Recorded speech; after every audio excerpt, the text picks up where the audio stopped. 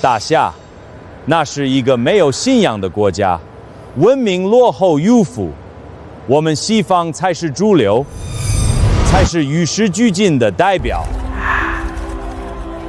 Dusty history? Is it useful? Only the poor will cling to past achievements. 小伙伴们，我现在在白头鹰，这里的空气都有一些香甜呢。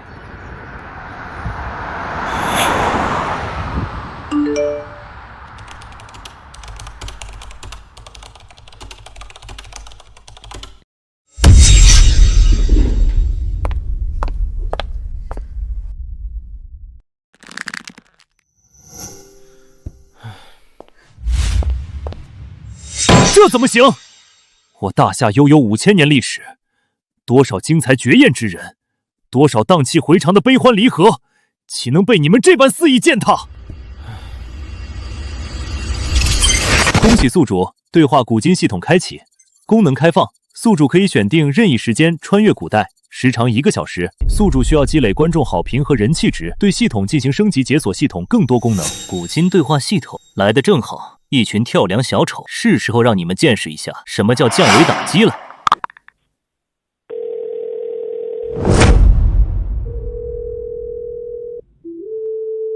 喂，刘导，是我，苏晨。苏晨啊，我知道你难受，但是现在大势所趋，年轻人觉得历史太枯燥，没什么用，一个个都不愿意看啊。刘导，最后一次，请让我自己来做，我有自己的团队，到时候你只需要负责转播就行。行吧，但是保险起见，只能先小范围直播看看效果。你这最后一次的主题是什么？贯穿古今，传千年之精义，重燃万古明灯，跨越2000年，对话千古一帝，始皇嬴政。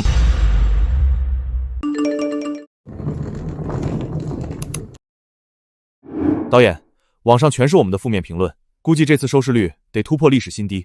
没办法，因为外来言论的疯狂冲击，现在年轻人对我们大夏历史越来越淡漠了，有的人甚至连三国是哪三国都不知道，真是心寒啊！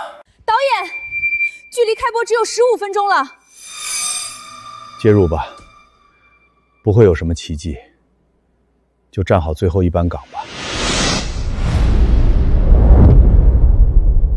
大夏文明落后迂腐，今天就让你们见识一下什么叫做真正的古国底蕴。系统启动，请宿主选择年代，选择时间，选择人物，已选择，准备穿越。开始。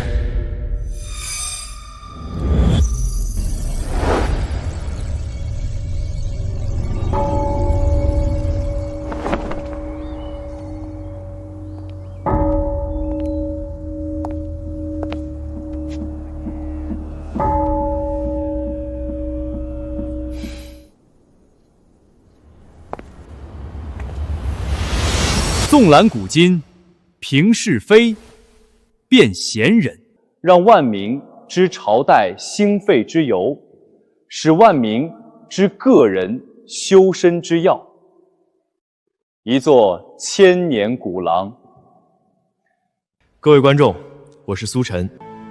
今天，我们一同跨越千年，去目睹历史长河中最耀眼的一个节点，去见那个让华夏自他而始的帝王。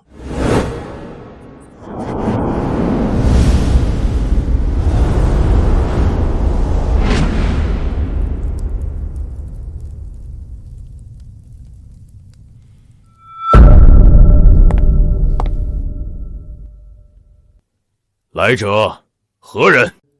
晚辈来自2000年后，拜见始皇。老天，这是从哪儿找的演员？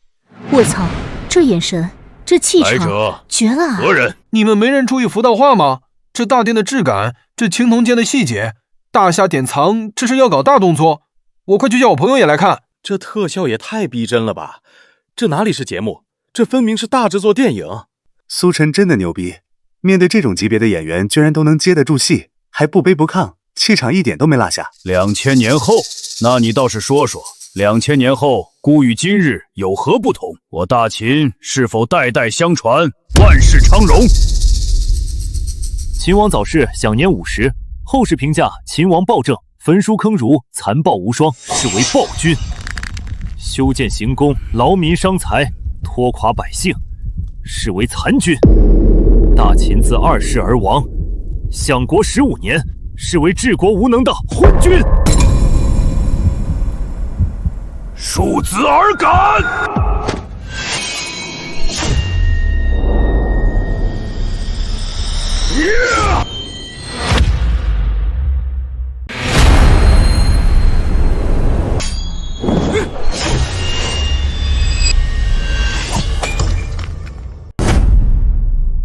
请问，刚才是只有我吓尿了吗？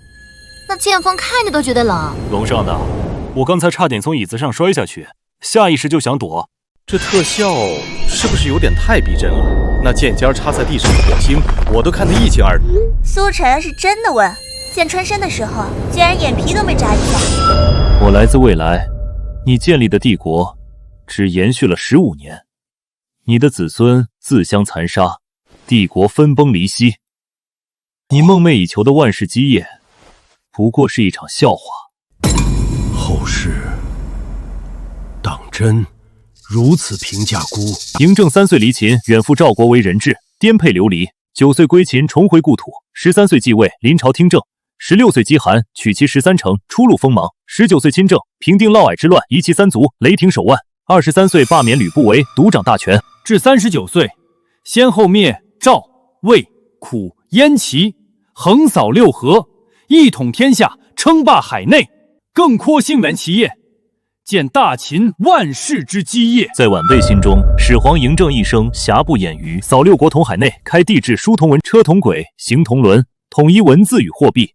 若是让晚辈评价，始皇嬴政亦被后世评为千古一帝。大夏一统，自嬴政始，他的一生罕有一败，只因为他是嬴政。我去，妈妈出品，必属精品啊！这台词，这气势，直接燃爆了！我天，我怎么突然燃起来了？鸡皮疙瘩掉了一地，血脉觉醒了，属于是。看得我猛然落泪啊！原来始皇的一生这么传奇，被后世误解太久了。我现在浑身都在起鸡皮疙瘩，这嬴政演得太好了，眼神里全是戏，还有苏晨的台词功力绝了！千古一帝，当之无愧。孤问你，你因何故要来见孤？在下特来，为大夏后世万千子民，向您道一声感谢。在你们口中，孤不过是个暴君、昏君罢了，何来感谢？大秦之所以覆灭，并非始皇之过，乃是因为100万秦军镇守北疆，致使国内兵力空虚。之所以谢您，是因为您曾下一道死令，边疆秦军纵使秦国有难，亦不准班师回朝。是因为您说过，秦可以灭，但我大夏族群不可亡。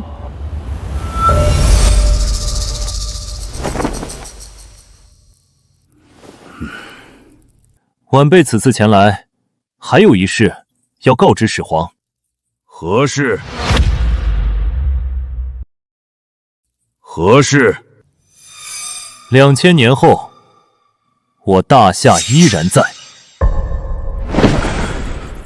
你是说，2000年后，我大夏还依然存在？大夏依然在。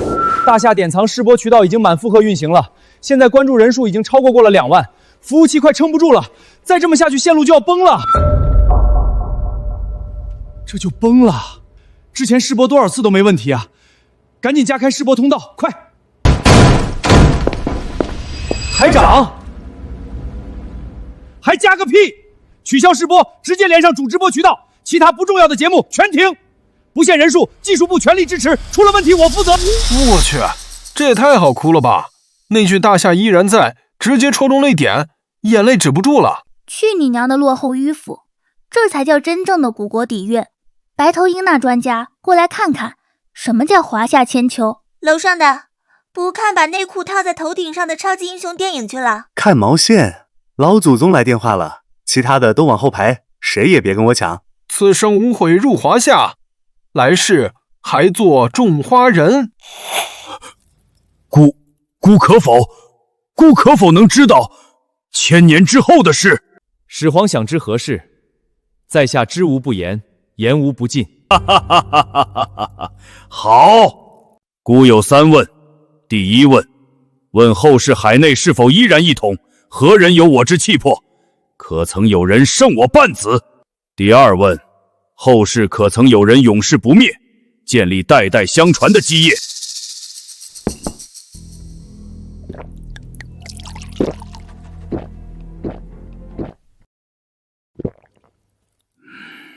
第3问，孤问大夏百姓将来皆苦否？这演员哪儿找的？这眼神儿，这气场，直接封神。1问人，2问朝堂，3问苍生，这才是千古一帝。楼上的别说话，安静看。苏晨，快答啊！我都快急死了。始皇这3问，问的是华夏千秋，问的是黎民百姓，破防了。这剧本也太牛了，这3问直接把格局拉满了。晚辈斗胆，待后世14万万人，解始皇心中疑惑。14万人，2000年后我大夏竟兴盛至此。第1问，始皇所问海内，原是指天下，可实际上天下之大，远超始皇所知。天并非圆，地也并非方，大秦并非天下之中心，普天之下亦有其他文明散落四方。始皇震惊吧？古时候说天圆地方，中原是天下中心，这直接击碎老祖宗的世界观啊！苏晨，老祖宗，格局打开，咱们的华夏远比你想的大。始皇，我的天，原来我数的天下只是冰山一角。看始皇的表情，眼睛都瞪圆了，太可爱了吧！始皇问晚辈，后世之中可曾有人胜您半子？晚辈斗胆答：2000年后，大夏有一利剑，人人都可剑气滚龙壁，人人都胜您100倍，而非半子。此话何解？若后世人人胜孤100倍，岂不是我华夏后世人人如龙？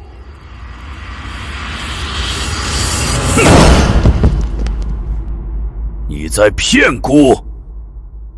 你在骗孤！虽人人胜您，却非人人如龙。始皇可曾想象，你大秦引以为傲的弩箭，在后世可一箭射出贯穿4海，一箭可毁一城，甚至一箭可毁一国。一箭毁一国，贯穿4海，当真恐怖如斯。那始皇可曾想过，大秦精兵在后世可飞天遁地，如雄鹰一般展翅于9天之上。1个时辰前尚且在赵国国际，1个时辰后便已出现在燕国的国都，瞬息千里。王可曾想过，您身居咸阳，便可运筹帷幄，指挥千军万马，于数十万里之外杀敌，决胜于千里之外。人人皆可千里传音，纵使相隔万里，亦可闻声见人。您身在咸阳，以飞鸟为眼，便可纵览万里山河，一览无余。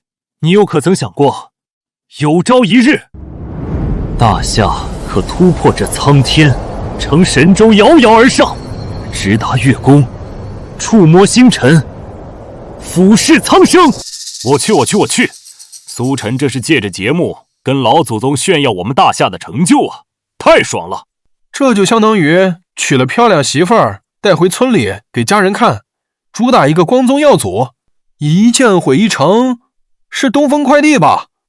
精兵飞天是我们的空军，飞鸟为眼，纵览山河是无人机。苏晨说的全是我们现在的实力。怎么办？我想哭啊！突破9天，扶摇直上9万里，难怪火箭的名字叫神舟，因为这是咱们大夏5000年来祖宗们梦寐以求的理想啊！此生无悔入华夏，这就是我们的祖国。晚辈所说人人胜您100倍，是指后世百姓智慧已开，眼界学识无不胜您100倍。真如你所说，那孤多想亲眼见见那时啊！可欲飞鸟为眼，遍观山河。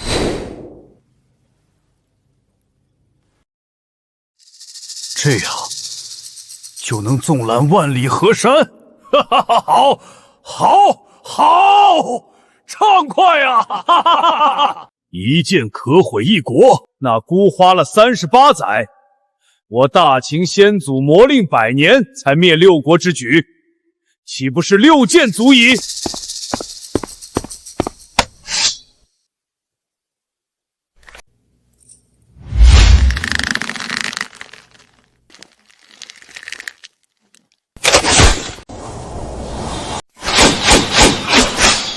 就这片刻功夫，6国皆灭，孤认了。2000年后，大夏人人如龙，人人都胜孤100倍。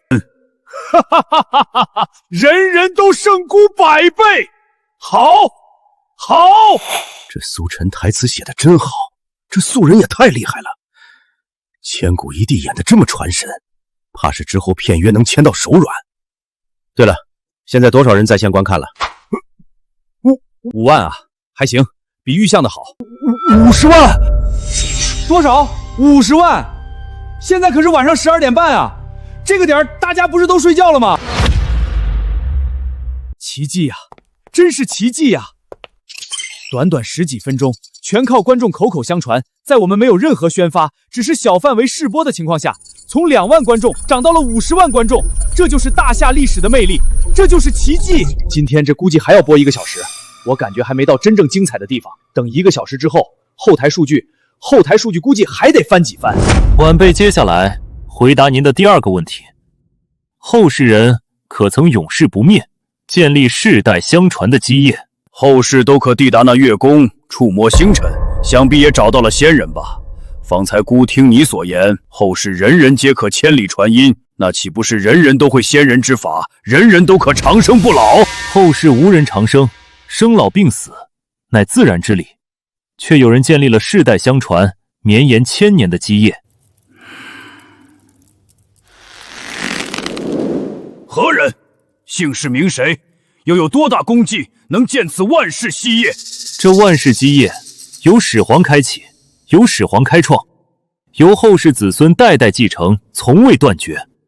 这万世基业不是大秦，不是大汉，不是大唐，亦非任何一个王朝，那是华夏。后世番邦蛮夷，说我大夏没有信仰，说我华夏无根无魂。今日我便再反驳一句，我大夏民族的信仰，从来都不是虚无缥缈的神明，而是祖辈，是列祖列宗，是这绵延5000年的华夏文明，是祖辈披荆斩棘，建立了大夏源远流长的文明，后辈励精图治，奋发图强，拼尽一生，不过是为了死后有颜面，在九泉之下面见列祖列宗，不负华夏，不负苍生。好一句华夏文明的信仰，就是列祖列宗。说得好，说得好，说得好，说得好。怎么办？我想哭。对啊，我们御师拼命之前不都会说一句列祖列宗在上吗？这就是我们的信仰啊！之前谁说我们大夏没有信仰来着？我还真信了。列祖列宗在上，不孝孙儿在这儿赔罪了。我老婆问我为什么半夜在电脑前跪着哭，我该怎么解释？在线等，挺急的。太燃了，我恨不得把家里窗户全打开，对着外面喊一句：我们的信仰是列祖列宗，是华夏文明。哈哈哈哈哈哈！今日得你一言，便知华夏千秋不灭，愿我大夏万古长存。这长生求与不求，又有何妨？对了，孤尚且不知晓你的名字。晚辈苏晨。善。那孤的第3个问题，你索性便一起答了吧。答始皇，后世百姓依然皆苦。我操，苏晨怎么敢的？这话也能说？节目组不掐信号吗？陈哥，稳了一辈子，这最后一个问题怎么出岔子了啊？我都替你捏把汗。是哪个编剧写的？我真想找他聊聊，这不是害人吗？苏晨到底想干什么？为什么要说百姓依然皆苦？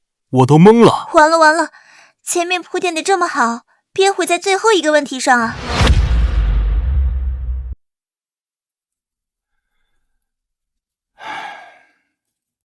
百姓依然皆苦吗？后世百姓虽苦，却不愁衣食，不畏寒冬。仓漏食，衣食足，可食山珍海味，可品琼浆玉液，再也不用受颠沛流离之苦，再也不用忍饥寒交补之痛。既不愁吃穿，无颠沛流离之苦，百姓的苦又从何来？我后世百姓苦于受制于人，所以拼命自强不息，从未停下脚步；苦于受人辖制，所以拼命强兵建军；苦于求索无门，所以拼命登天潜海；苦于祖辈受尽凌辱，山河破碎，所以拼命喊出了那句“少年强则国强，以少年之身护华夏之土”。苦于外邦欺凌，虎视眈眈，所以今朝睡狮猛醒，昂首挺胸，屹立于世界东方。方才始皇问我后世百姓苦从何来，我大夏百姓之苦，苦于不愿再受他人欺凌，苦于想要护我华夏千秋万代。我的亲娘啊，这三问三答，我直接跪了。苏晨，你是真的牛，这回答直接扭转乾坤。刚才说百姓苦的时候，我都替他捏把汗，没想到最后直接来这么一下，太绝了！祖辈受尽屈辱，少年强则国强，这是什么神仙编剧？能想出这么惊心动魄的回答？睡狮猛醒，昂首挺胸，屹立于世界东方。这句话让我胳膊上的汗毛都立起来了，直接燃爆了。这直播也太费情绪了，我头皮全程发麻，哭了又笑，笑了又哭。少年强则国强，以少年之身护华夏之土。说得好啊！大夏受制于人久矣，百年屈辱，罄竹难书，才要拼命自强不息，才要睡狮猛醒。不好了，台长，我们的电话都被打爆了，根本忙不过来，全是商务合作的，还有各大娱乐公司想找演员的开了天价，在线人数到200万了，还在涨，已经210万了。这小子是真有本事，硬生生把一个快要停播的节目做成了现象级。他这是要掀了我们台的天花板啊！这大半夜的，200多万人在线看一个历史节目，太不可思议了，以前想都不敢想。没什么不可思议的，这就是实力，这就是华夏历史的魅力。通知下去，能来上班的全都来，加班工资3倍，所有人全力配合。苏晨这么给力，我们也不能掉链子。从今往后，台里全力力捧大夏典藏。还有最后20分钟收尾，这个尾一定要收好啊，千万不能出岔子。姑明白了，你所言百姓之苦，是苦于心，而非苦于身。苦的是不甘，是不愿。姑很好奇。始皇好奇何事？姑想要亲眼看看你方才说的一剑毁一城，你所言的自强不息，还有那登天潜海、触摸星辰，想看我华夏后世的千秋盛景。如果能亲眼目睹你所言1000年之后的大夏，就算姑的寿命还有区5年，又有何妨？苏晨，今日你答应也罢，不答应也罢，姑要看。不是，这对话的冲击力也太强了！老祖宗这该死的魅力，这渴望直接破防了。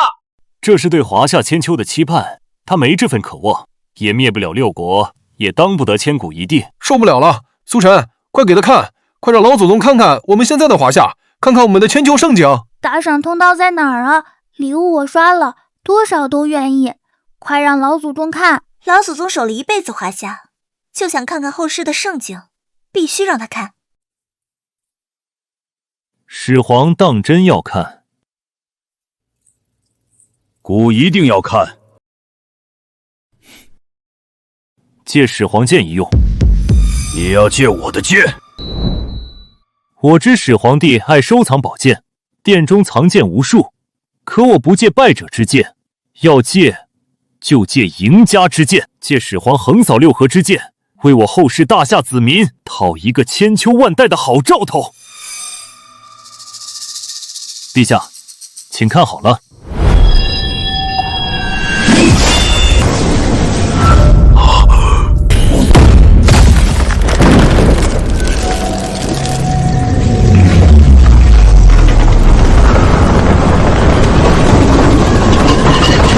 始皇且听，我大夏龙吟。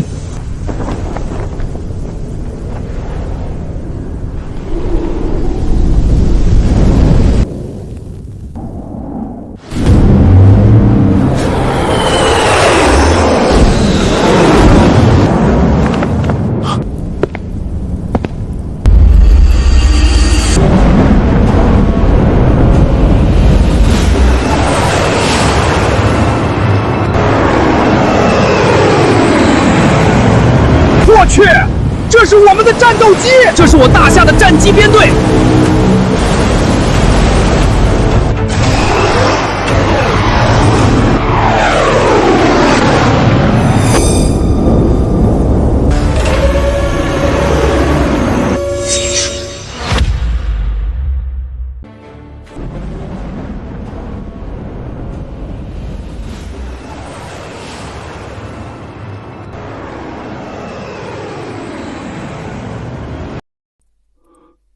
风，大风，风，大风。始皇帝巅峰时期说过：“寡人见风所指，世人皆唤大风。”大风2个字一出来，我直接哭崩了。谁懂啊？老祖宗当年想的飞天神兵，2000年后我们真的造出来了。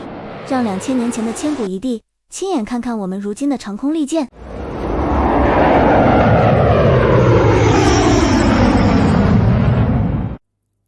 此飞天之物，是为何物？此物臣名为战斗机，是我大夏后世的长空利刃。那他所持的兵刃是何物？其速胜万马，其坚于金刚，以9天为甲，以风雷为盾，可于100丈之外所敌，一击破甲；亦可于万里之外精准命中敌阵，摧城拔寨。此物威力竟恐怖至此！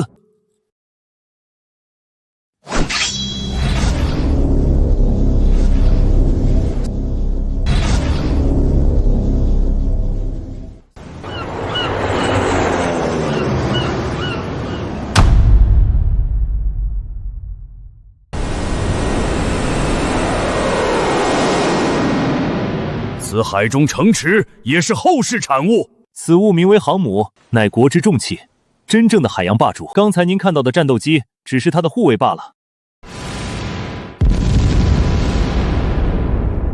一剑可毁一国，诚不欺我也。4、3、2、1，点火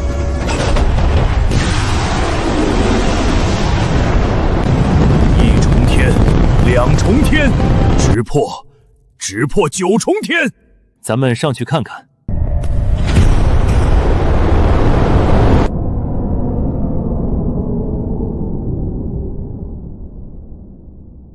日、月、星辰，你骗寡人，这哪是御飞鸟为眼，这分明是借星辰为眼，俯瞰海内啊！这就是寡人的天下吗？孤还是第一次这样看着这天下。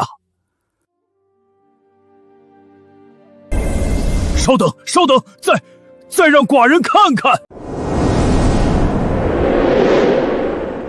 你为什么读书？为中华之崛起而读书。长城，此乃寡人所见之长城。正是长城。为中华之崛起而读书，成了，完美，简直完美！过去和现代无缝衔接，历史和未来同在，你们好样的！我就不明白了，这种节目你们不早点上报，还在这个时间段搞试播，你们得给我个解释。我们也不知道会这么火呀。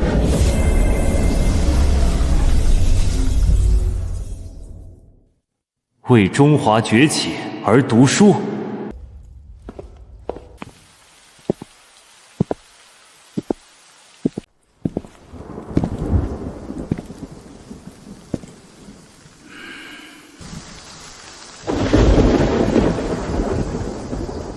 2000年后，大夏依然在。天字痛哭，电闪雷鸣。嬴政好可怜，我想穿过去抱抱他。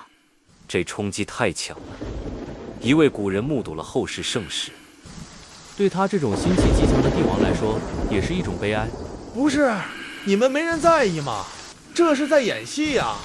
放屁！本人宣布，这就是秦始皇本皇。今后其他演员演的我不看。苏先生，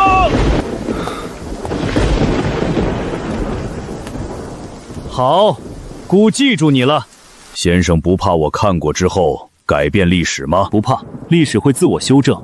大夏历代每一代人都有他们的使命，有的是开拓，有的是守护。正是因为上一代人忍受屈辱，艰难前行，才有我们这一代人享受盛世，励精图治。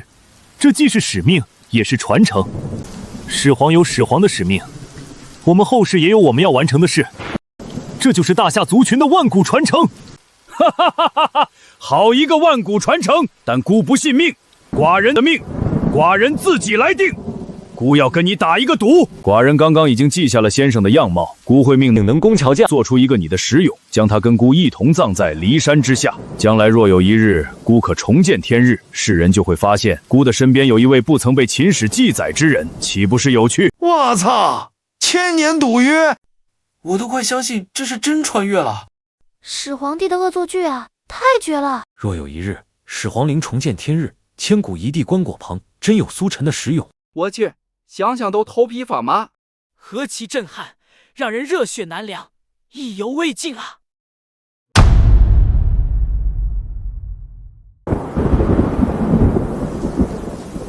孤，寡人一代帝王，终归是孤家寡人。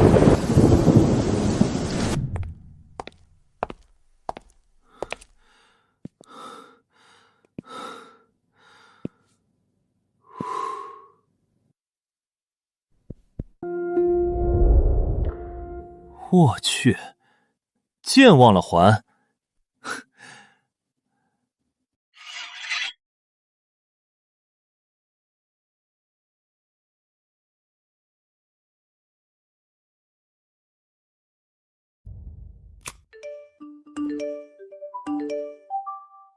难道因为技术原因，刚才的直播没播出去？那我不是所有努力都白费了？刘导，我这节目……晨，什么都别说了，什么事都放下。现在咱们台加总台40-50位领导都在等你，快来！喂，您好。你们怎么回事？就一集嘛，就这办事效率？你们太不地道了！这种节目藏起来播，连个预告都没有，信不信观众举报你们？是这样的，大夏典藏节目的最新动态，我们会第一时间跟进。您通过官网或节目预告就能了解到下一集的播出时间哦。少扯那没用的，我这都打第3个电话了，给个痛快话，几号几点播，我守着。刘导，这就是你不厚道了。这么好的节目，为什么不提前跟我们沟通？你以为我们不愿意加班吗？我赶过来的时候都播完了。我还想追现场呢！节目爆了，领导第一个找我问宣发的事儿，问我为什么不预热。我知道个毛线啊！从我家到单位我用了1个小时，领导在电话里骂了我1个小时，我招谁惹谁了？我最惨行吗？你们这都是前期的事儿，我是后期。很多观众都是从中间看的，甚至根本没看到。现在全世界都找我要链接要录像，我找谁要去？各位台领导别着急，其实我参与的也不多。刚才我已经联系到苏晨了，节目是他全权负责的，等他到了我马上问他。都先别抱怨了，苏晨那小子马上就到了，咱们先说说数据。后台显示，这次大夏典藏从试播时的2万人涨到主渠道峰值200万人，总用时20分钟，其中渠道切换用时5分钟。什么？20分钟？人数上涨100倍？傻了？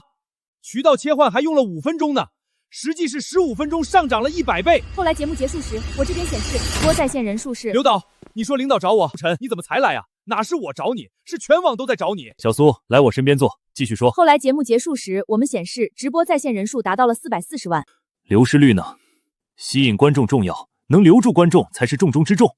我先声明，这个数据我看到时还以为系统出了错，反复确认了3遍，才最终认定直播流失率不足1%。不可能，真的不可能！苏晨啊，苏晨，你做得好！这节目现在不是活了，是爆了！节目里始皇嬴政问了你3个问题，今天我也问你3个问题。领导请讲。第一个问题，需不需要台里提供帮助？我们可以无条件全力支持。暂时不用，现在我的团队还能应。第二个问题，以后节目准备在什么时间段播出？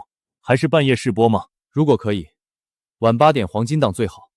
这一期你开了个好头，下一期的古今对话，你打算展现哪一段历史？现象级作品外包不问细节，演员、拍摄地、特效全不管，播出时间苏晨随便挑，这是什么待遇啊？真把他当祖宗供着？如果可以，下一期我依然要对话一位帝王。哦，是哪一位帝王？这一期我选择秦始皇嬴政，是因为自始皇起，大夏实现万世一统，这是我们大夏传承的根基。一个民族只有见证过兴旺，也经历过挫折与衰败，才拥有独特的魅力。大秦是我大夏之美，而还有一段历史是大夏的凄美。残养外庶臧帝王，他死前留下遗愿，朕死后无颜面见祖宗，自去冠冕，以发覆面，任贼分裂朕师，误伤我百姓一人。你说的是？下一集，我要对话明思宗朱由检，年号崇祯。我不是质疑苏晨的能力，只是秦始皇虽然饱受争议，甚至有人唾骂，但他终究是千古一帝啊。可这崇祯，他是亡国之君啊。是啊，很多人说崇祯是大明的千古罪人，咱们这节目给崇祯定调，会不会引起争议？好了，这节目你需要准备多久？2天一期，我可以调整过来。好，就这么定了。明天晚上8点播放这一期的录播，作为节目正式上线的第1期。这次宣发一定要做好，我要让明天晚上8点前，全国无论男女老少都知道大夏典藏，保证完成任务。苏晨坚持自己做，我没意见，但不能让他自己搭钱。万副台长，从台里批6000万打给苏晨，作为后3期的预付录制费用。好的，我马上安排。你那节目特效每一帧都在烧钱，别省着。好，不够再申请。不早了，大家都回去休息吧。小苏，你也好好休息。过几天新的一期，我很期待。好。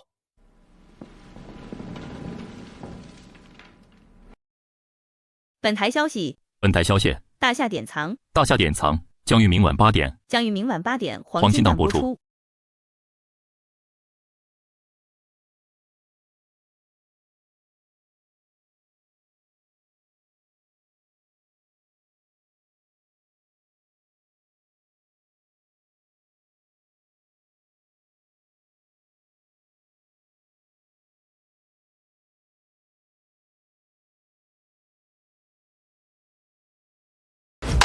这帮小日子太气人了，反过来阴阳我们大夏人没骨气。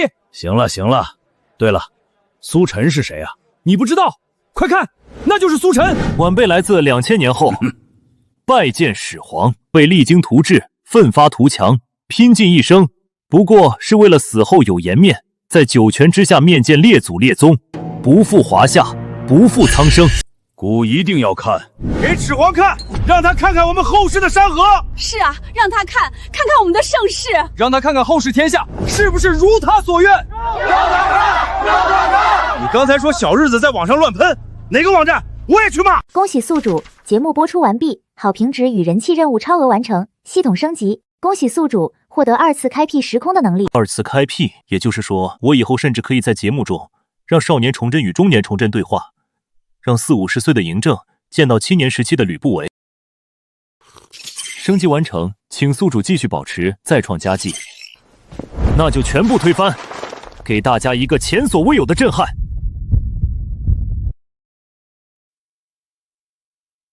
在线人数已经破1500万了，加油！别紧张，输赢台里都陪你扛。系统启动。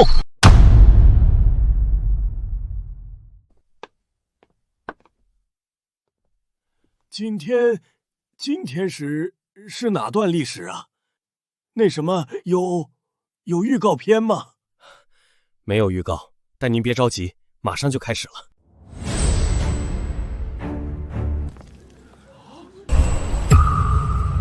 凿壁偷光，看来这一期的历史人选不是明主，倒是个昏君啊！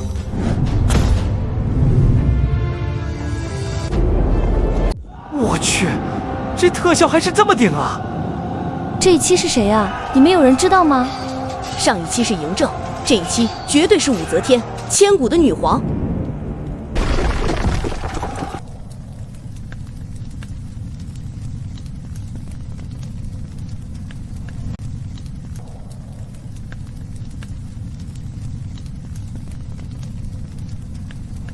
这是紫禁城。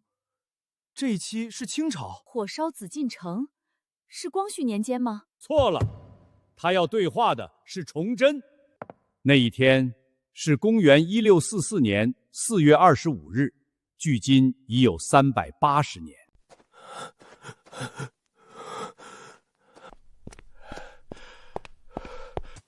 大胆！何人在此惊扰圣驾？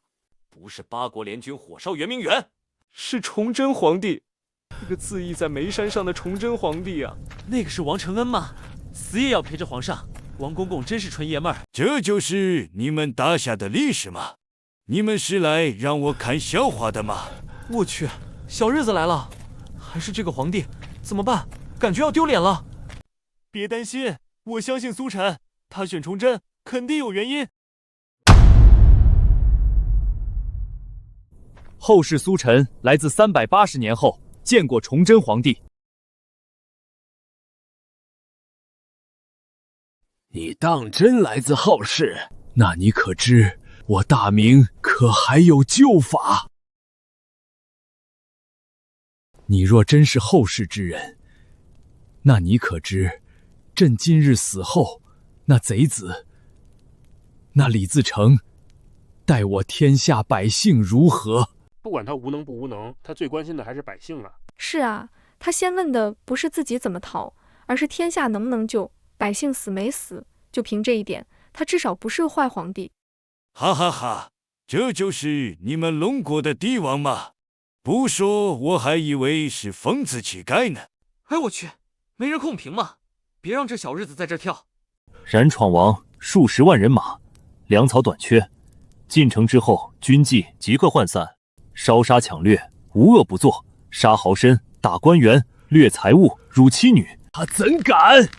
朕不是说过，可任由那贼人分尸，误伤我百姓一人啊！难道辱我还不够，还要辱我百姓吗？闯王进京之后40日登基，42日便大败逃窜。李自成起兵18载，终究只当了1天君王。哈哈哈哈哈哈！这狗贼也有今日，大快人心啊！此乃我大明百姓之喜，是哪位英雄灭了他？山海关败，清兵入关。那我汉室的江山，那我汉室江山何在呀？我能感受到他的绝望。老祖宗从元朝手里抢回来的江山，他又亲手送出去了。是啊，我感觉他就算让李自成拿了江山，也不愿让清兵入关。哈哈哈哈！龙国人的皇帝，小日子你等着，我记住你了。等看完，看我怎么骂你。万岁爷！陛下，大明还没有亡。陛下，大明还没有亡。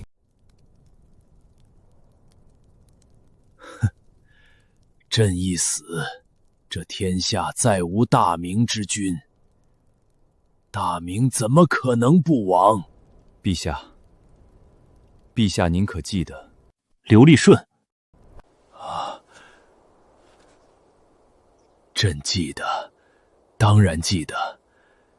他是崇祯7年甲申科的状元进士。承恩，这刘理顺，如今该是官至左中允了吧？万岁英明，刘理顺正是官至左中允。你死之后，他在墙上写下“成人取义，孔孟所传，闻信见之，无何不然”。随后浊酒自尽，家中妻妾、子女，连同奴排上下18人，无一人苟活，皆随他殉国。敢问陛下，夏允彝你可记得？朕有印象，他似是崇祯10年的进士。承恩，他应当是长乐县知县吧？万岁英明，少受父训，长和国恩，以身殉国，无愧忠贞。你死之后，他始终坚持抗清，写下这句诗后，便以身殉国，悍然赴死，从未退缩。黄道周、夏完淳都以身殉国，没有苟活。这就是大明吗？这就是大明的骨气。谢谢苏晨，我终于明白他为什么要在这一集翻开大明的这一页了。上一期讲的大夏如龙，这一期讲的才是大夏的脊梁。刚才的小日子你接着叫啊，听得懂吗？也给你翻译一下，这就是大夏的忠魂。清兵入关之后随即颁布剃发令，留头不留发，留发不留头，妄图消灭我大夏百姓的骨气。剃发令传至江南，大夏百姓誓死不从，宁死不剃发，宁为玉碎，不为瓦全。派遣24万大军，配备200门红衣大炮，挥师攻打江阴城。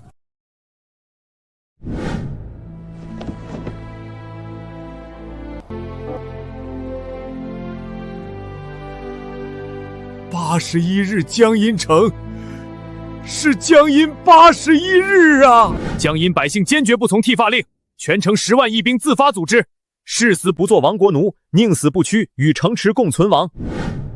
江阴军民战死6万7千人，坚守城池81日，直至弹尽粮绝，城破人亡，无一人投降，史称江阴81日。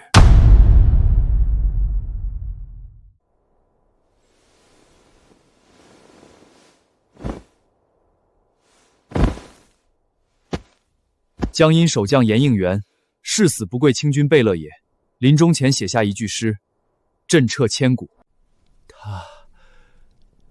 他说什么？80日代发效忠，表太祖16朝人物，10万人同心赴死，存大明300里江山。10万人同心赴死，存大明300里江山。好一个10万人同心赴死，存大明300里江山，好一个大夏忠魂！我去，我要给我的历史老师跪下来道个歉，以前竟不知大明有这骨气。我泱泱大夏，巍巍历史，看得人热血沸腾，也看得人唏嘘不已。好一个10万人同心赴死，存大明300里江山，这就是大夏的脊梁啊！崇祯纵然是大明的末代皇帝，也从未弃天下百姓而去，最终选择以身殉国，这就是我大明朝的气节，也是大夏的气节。后世子孙都给我记住，祖辈们慷慨赴死，鲜血从未白流，他们用生命教我们何为大夏忠魂。生当作人杰，死亦为鬼雄，此生无悔入大夏，来生愿在种花家。朕愧对列祖列宗，愧对臣民，愧对天下百姓。万岁爷啊，万万不可啊！17年前，朕登基为帝，本想励精图治，奈何天不遂人愿。17年来，朕无一日安寝，可最终还是把大明搞成了这副模样。崇祯在位17年，大旱、蝗灾、饥荒、疫病、洪水，战乱不断，哪有一日安生？他虽有功过，但大明之亡绝不能全归罪于他一人呐！万岁爷呀，您三思！朕这一生，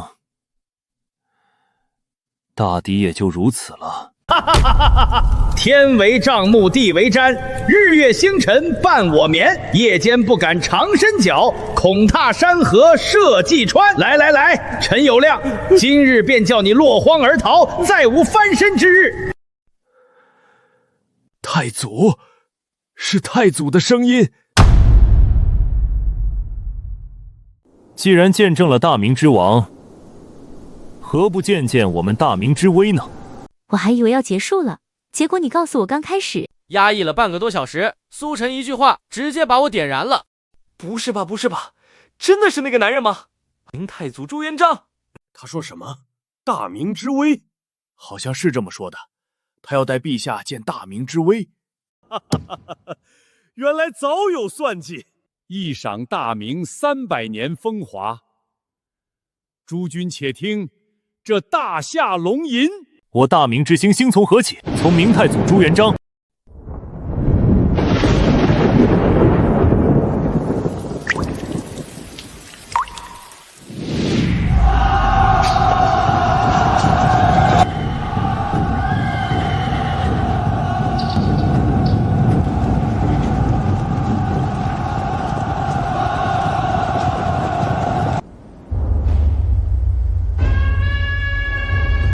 那是红巾军，是明太祖朱元璋登基之前的起义军。我操，这装束，苏晨居然直接带崇祯皇帝到了元末明初，牛啊！意料之外，情理之中，跨越古今，这格局绝了！回来了，他们都回来了，我大明回来了！哈哈，陈友谅，小儿不足以成事，还不乖乖投降？那是太祖，我大明太祖是大明诏使之时。我的天啊，这真的是特效吗？我都能看清那10几万人的表情，这难道是真找了20-30万群演？给张导打电话，我有件事要问他。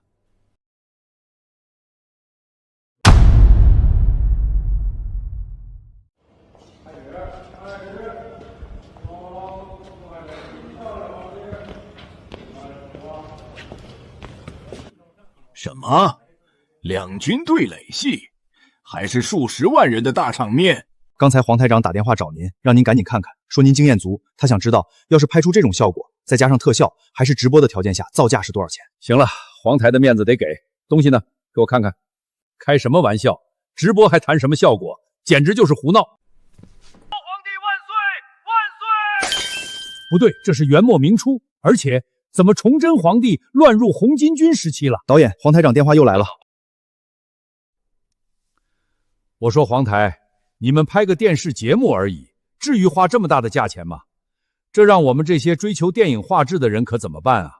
张导，我就是想问这个，像这样的画质，这样的特效，还是在直播的情况下，1秒钟要烧多少钱？如果不是直播，要达到这种级别的特效，1秒钟差不多要烧个100-200万吧。如果是直播呢？直播的话，后面加个0吧。黄台长，不说了，我先看看你们这档节目到底讲了个什么故事。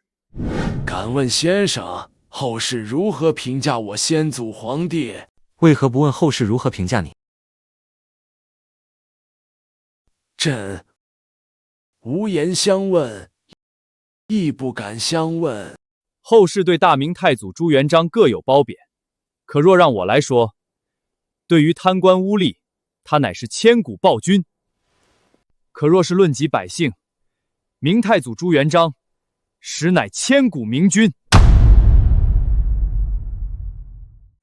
千古明君，始皇嬴政是千古一帝，千古明君这4个字，真的能用在朱元璋身上吗？朱元璋不是制造了各种惨案吗？好像风评不是很好啊。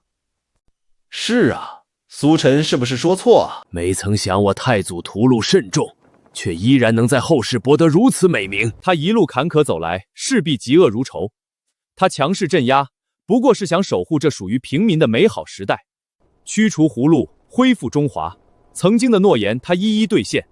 所谓的暴律，却从未针对过平民。灭元归汉，只此一条，便足以称千古一帝。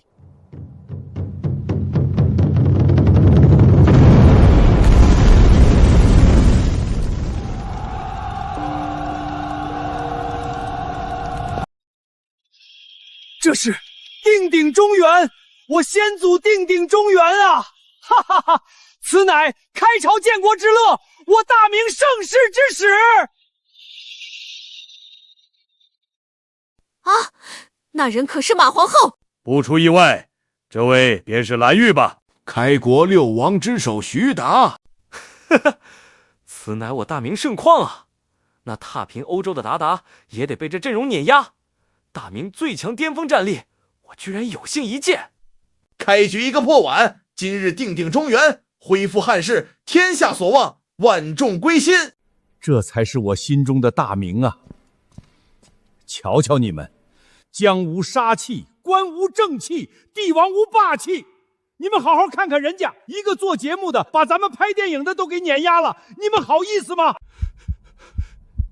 别着急，大明风华可不只有太祖朱元璋。今日我们要看尽这大明风骨，让所有人都知道何为大夏的脊梁。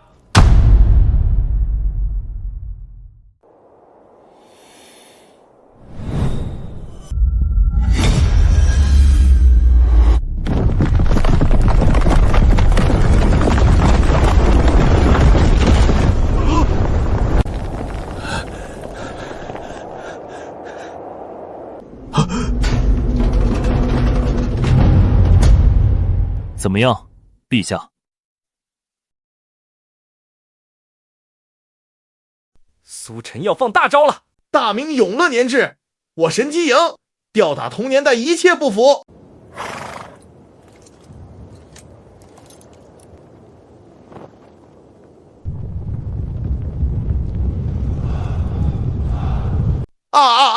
麻了！是永乐大帝朱棣，我最喜欢的帝王。自古燕帝出豪侠，且随燕王狂纵马。明宣宗朱瞻基，我操，我心目中最帅的男人，跟着祖父朱棣征战草原，一路碾压，不服就干的朱瞻基啊！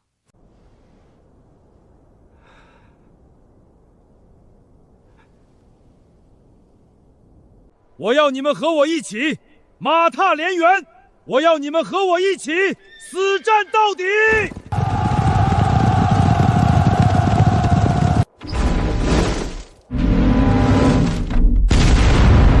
神机营火气无双，铜剑无敌，太燃了吧！我浑身又开始发麻了，我操！为什么我没读过明史，可依然感觉血脉沸腾？因为你骨子里流着汉室血脉。永乐22年正月，明成祖朱棣第5次亲征漠北，这是历史上唯一一位以帝王之身完成封狼居胥的人。这历史节目还能这么玩？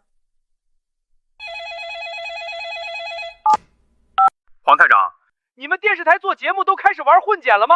还给不给我们这些拍电影的留活路了啊？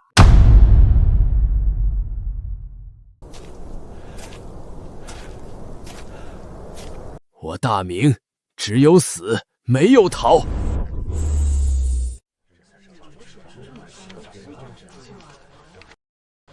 这是永乐大典。姚广孝那乌纱红衣系金蟒带的，正是主持编纂永乐大典的名臣姚广孝。永乐大典由3000文臣耗时编纂而成，全书22877卷，内容涵盖古今，此功造福万代。可惜后世历经战乱，原书遗失，如今仅存800余卷，散落于世界各地。拿回属于自己的东西，有何不可？朕兢兢业业，呕心沥血，创这一番基业，后世提及，可以说朕得位不正。但即便如此，那也得敬我朱棣3分。啊！我巍巍大明，当时世界上海陆双霸的帝国啊！周游列国，友好邦交，开辟航线，天下无双。那个时候，其他国家远远看到这样一支雄伟舰队驶来，究竟会作何感想？最远甚至抵达红海，何等壮阔！大明300年，无愧华夏；崇祯17年，亦无愧华夏。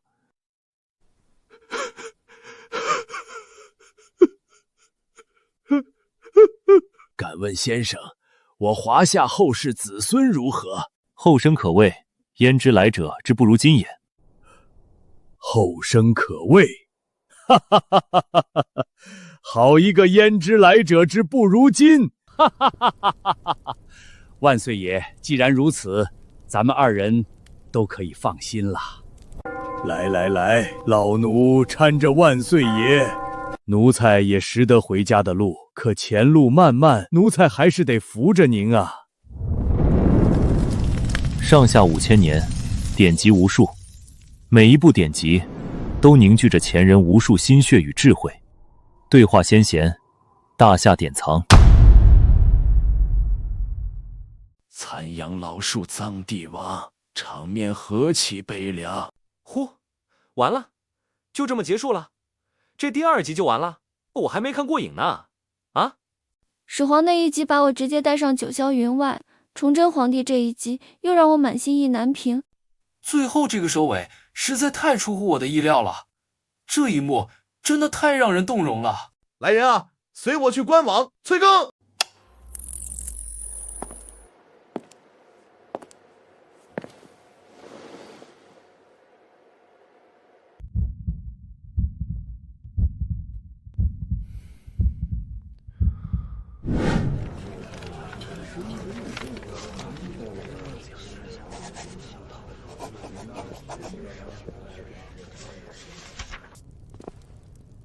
先生，永乐大典副本全卷，22877卷，藏于永和宫地下66尺，以朕行宫，保大明永和。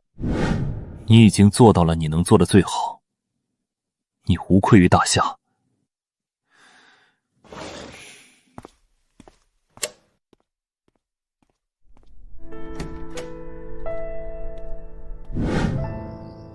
大夏典藏牛逼！我操，给爷整燃了！这才是男人的浪漫！老子要去图书馆再送大明300年！一群吃饱了没事干的神经病吧？是不是又是哪个队夺冠了？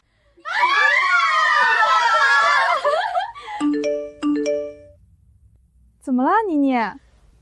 我对象说要和我分手。哎，你干嘛？别乱回消息！大明威武！宝宝，对不起，我错怪你了。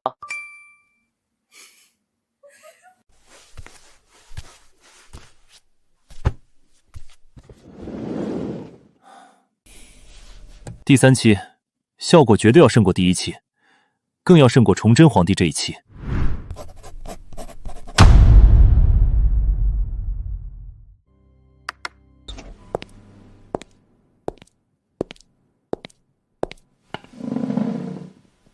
给大家介绍一下，这位就是我们台最近大放异彩的年轻主持人苏晨。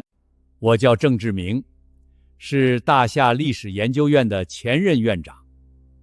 退休之后，被返聘为华清大学历史专业教授。郑老先生好，初次见面，请多关照。万万不可，苏晨，万万不可啊！你可是被始皇称为先生的人呐！老先生言重了。那都只是节目效果而已，大家就不要客气了，都坐下吧。知道你忙着准备下一期节目，我们就直接进入主题。今天叫你过来，主要是2件事。苏晨啊，关于节目制作的经费，这是怕我因为经费不足，节目水平下滑，特意来给我送钱的。我总不能告诉他们，我一期节目的制作成本也就1000多块钱。可要是不找台里要钱，也容易引起外界怀疑，多少还是得要点儿。而且这种事情要的越多，台里对节目就越放心。我师父曾经说过，做节目不是打打杀杀，是人情世故。台长，实不相瞒，您给我的6000万，昨天那一集就花了5000万。如果不是您要开这个会，我正发愁是不是要找广告商拉点赞助呢。台长您想，要是上一期节目里崇祯皇帝正满面悲戚的时候，我突然拿出一贴膏药，撕开包装递给他，然后说一句百特令消肿贴，消炎止痛，皇帝贴了都说好，那得多有节目效果。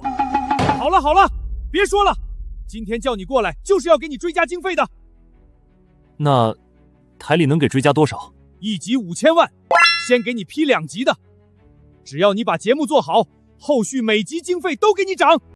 我们历史研究院也有部分专项经费，每集可以再追加1000万的赞助。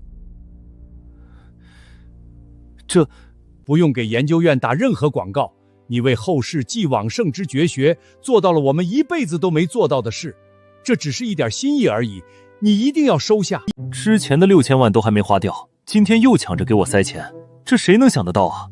好，我一定严控成本，争取让节目的质量更上一层楼。苏晨啊，第2件事也是最重要的事，我们需要确定下一期大夏典藏的对话人选了。你有没有已经确定下来的人选？不知道台里或是郑老先生有没有合适的历史人物推荐？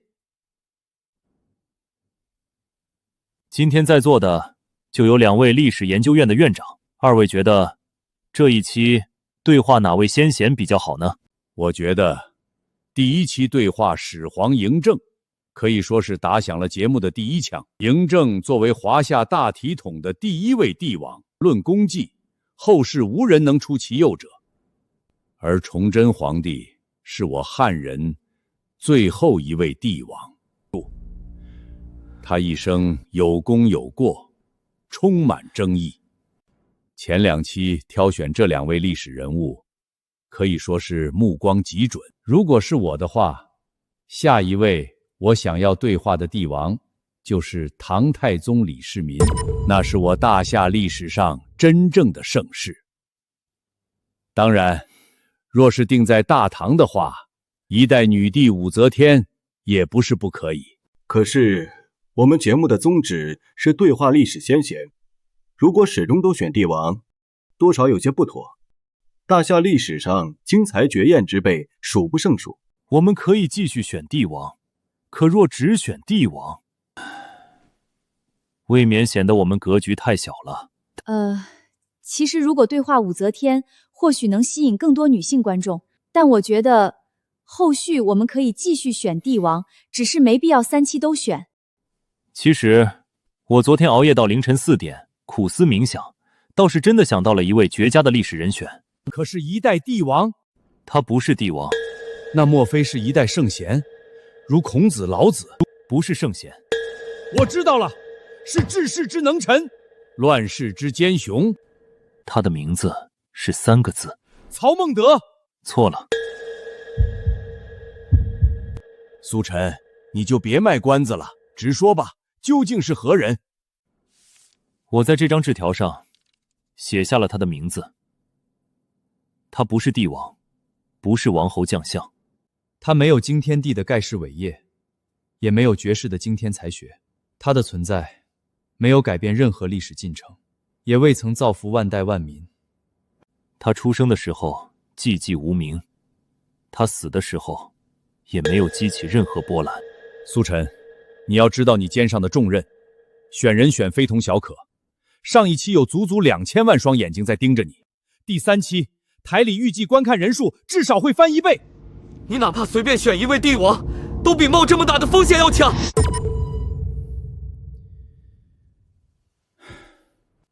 不过，你的节目你说了算。还是那句话，别紧张，输赢台里都陪你看。谢台长信任。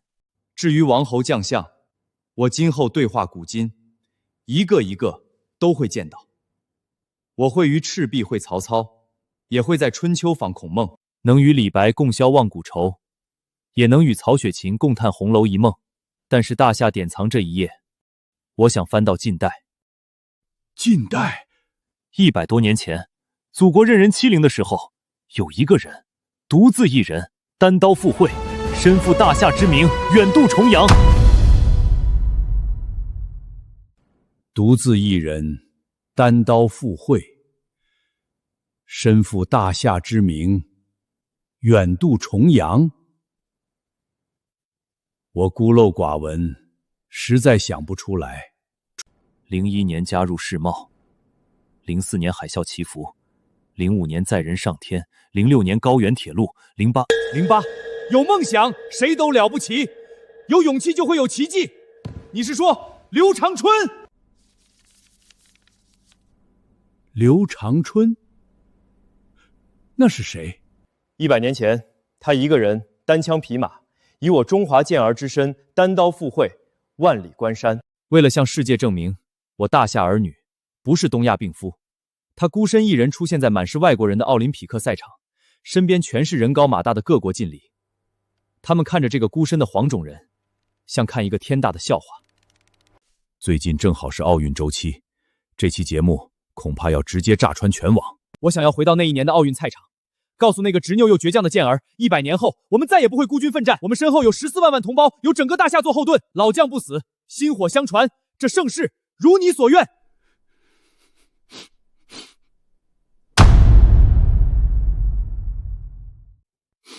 就他了，通过，就选刘长春。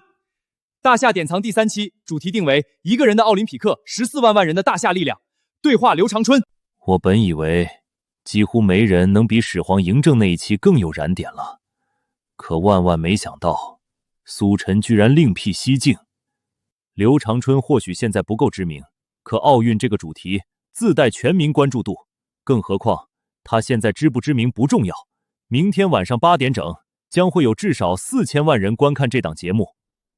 看完，所有人都会记住他的名字。今天的会议内容仅限我们在场的人知道，绝对不能泄露出去。我们要先压一压观众的期待，再给他们一场前所未有的盛宴。苏晨啊，你做得好。郑老爷子，那天为了做节目，我翻遍了古籍，在里面好像发现了一个重大的秘密，只是不知道该不该说。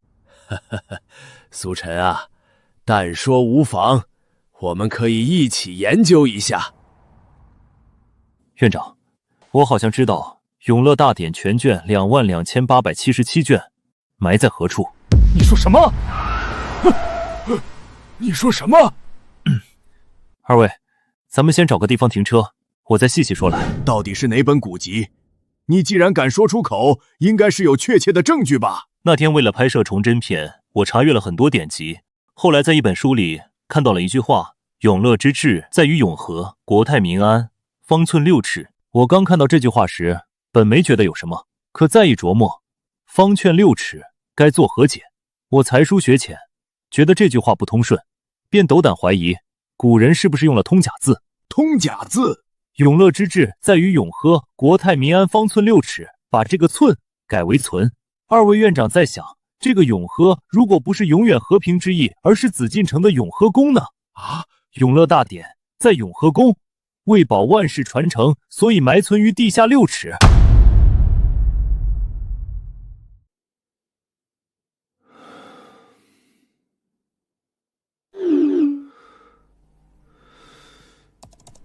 疑似《永乐大典》全卷22877卷重见天日，大夏历史研究院与故宫联合开启挖掘。这么快？他安安静静的在永和宫地下沉睡了600年，如今终于要重见天日了。这是大夏文明的重大发现，是大夏民族的传世瑰宝。今天曾经的遗憾终于有机会弥补。在这里，我仅代表大夏历史研究院感谢苏晨先生。他为了大夏典藏的拍摄，在深入创作的过程中，发现了《永乐大典》全卷的保存之处，它值得被后世千古铭记。怎么就把我给说出来了？这本来应该是历史研究院的功劳啊！苏晨这家伙真是天生的热搜体质，做个历史节目，查资料都能把《永乐大典》的藏址找出来。这下问题更麻烦了，台长，这不是好事吗？全世界都在关注啊！台长担心的是影响力，苏晨选的这个人太冒险了，第3期风险极大，如果效果不好，节目就毁了。看看吧，台里统计的观众最想看到的历史人物：唐太宗、汉武帝、曹操、刘邦，排名前10的全是帝王、诸侯，所以更要打破这种印象，对话奥运第1人刘长春。最坏的情况就是观众不接受，整个节目被口诛笔伐；最好的结果就是苏晨赌赢了，所有观众会为自己身为大夏儿女无比自豪，万分骄傲。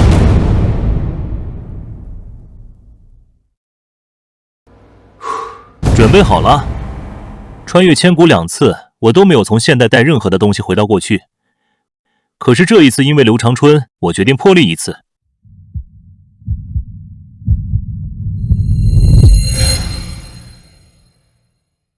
下5000年，大夏的祖辈给我们留下了太多不可磨灭的历史印记。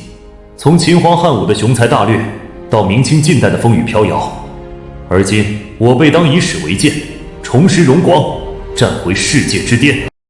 我们的先子一路踏雪而行，从崛起到低谷，在于废墟之上重新站回世界之巅。在大夏最动荡、最黑暗的年代，无数英烈前仆后继，他们犹如飞蛾扑火，不问归途，不问结果，只为那一点星火，义无反顾。九州之大，大夏之始，弦歌不懈，铭记古今。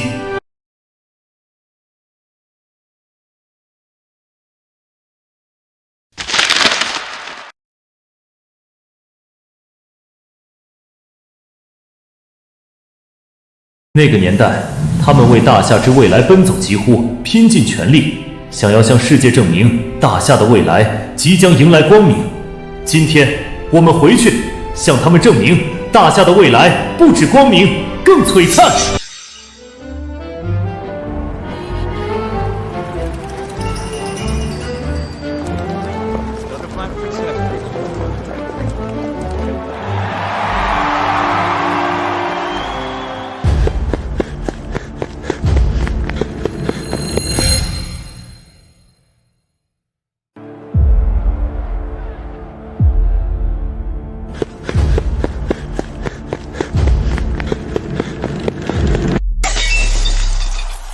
禀赋。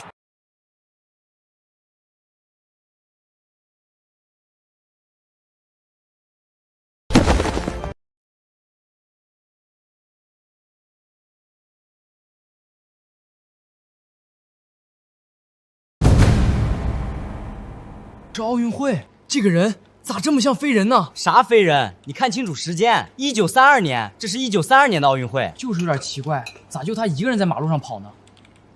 奥运会，1932年的奥运会。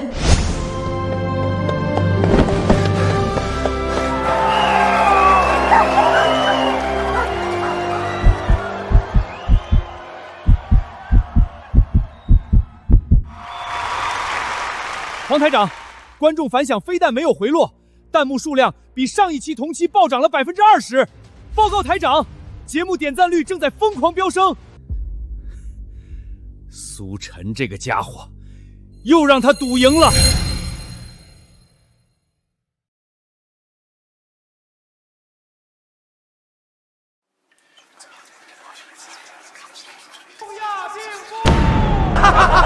我的上帝啊！滚回你的国家去吧，软蛋！他的国家竟然只派他一个人来参加奥林匹克！滚回你的家乡去吧，东亚病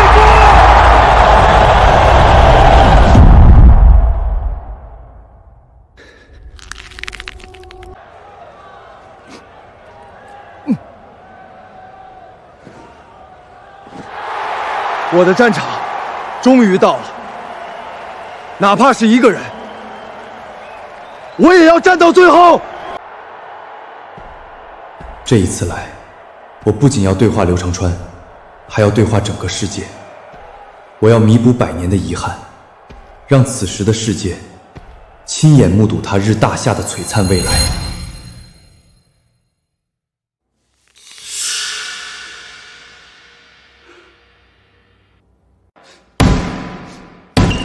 爷爷，他们为什么要骂我们呀？因为那时候我们的国家不够强，现在再也没人敢这么骂我们了。有的人不远万里奔赴海外，是为了拿金牌，为了夺冠；而有的人远赴重洋参加奥林匹克，只为了证明自己的国家还在。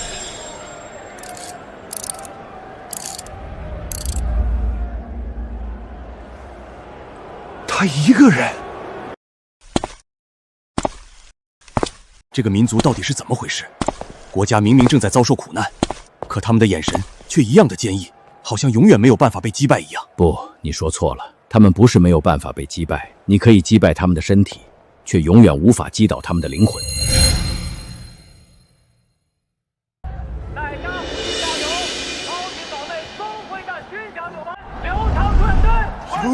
春加油！刘长春加油！两位台长，那种效果真的可以实现吗？不知道，苏晨的想法还是太大胆了。他要求我们协同 VR 技术，外加电视 3D 全息技术，配合 3D 眼镜终端，最终要让3万名观众以全息投影的形式出现在1932年的奥林匹克现场。这种事情，我们从来没有做过。投影过去的观众，每个人都戴着 3D 全息眼镜，他们可以如同亲临现场一样，站在1932年的赛场看台上。无论如何，苏晨已经赌赢了第一场，接下来就看我们的了。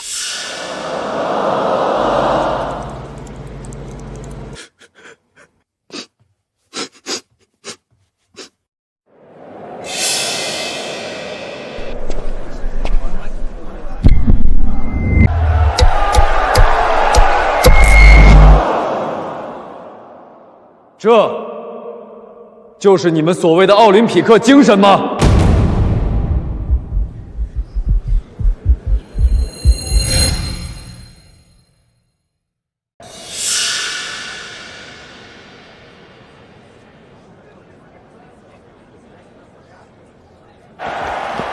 有没有人懂中国语言的？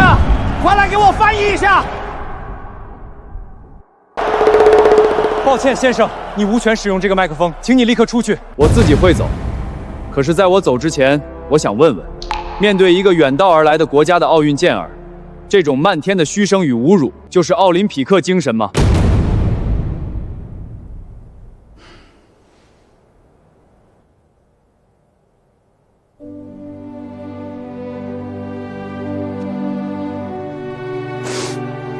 谢谢你，同胞。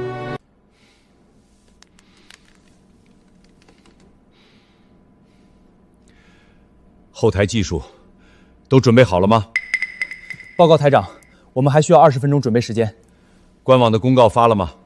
已经同步发布报名通道了。台长，目前后台报名人数已经突破3万，每刷新一次就暴涨5000人左右。几乎每一个看到公告的观众都想要通过咱们的技术，体验一下站在1932年奥运会现场加油的感觉。报名人数破5万了，立刻开放其他报名渠道，设定筛选标准，不然服务器要崩了。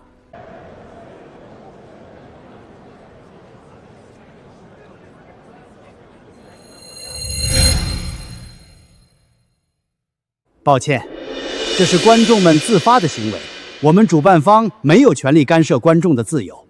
但很显然，奥林匹克精神本就是竞争的精神，弱就要挨打，挨打就要立正。所以，如果你觉得你的同胞遭受到了不公正的待遇，我代表主办方向你道歉。可是，我道歉之后，他们依然会这样虚你的同胞。弱了就要挨打，挨打架就要立正。说得好啊！同胞，谢谢你，我没事儿。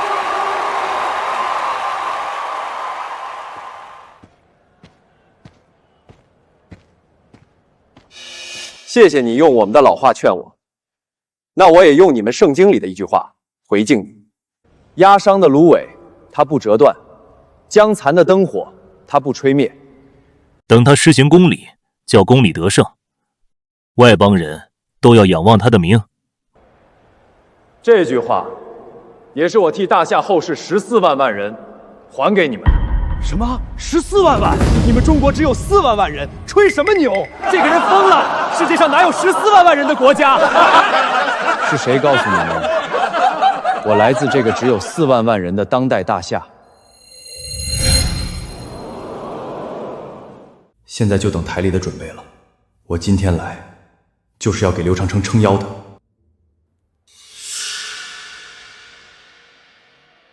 这位先生，我建议你为你国家的选手考虑一下。你现在这样得罪会场的观众，等一会儿你们这位短跑选手比赛的时候，全场观众会对他更不客气的。先生，我们可以邀请您先坐下吗？当然。小姑娘，别哭了，哭啥呀？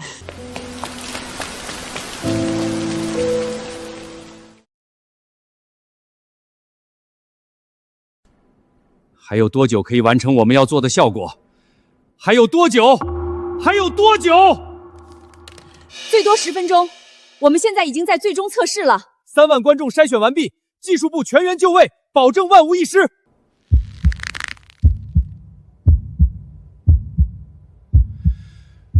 一切准备就绪，接下来就等苏晨的信号了。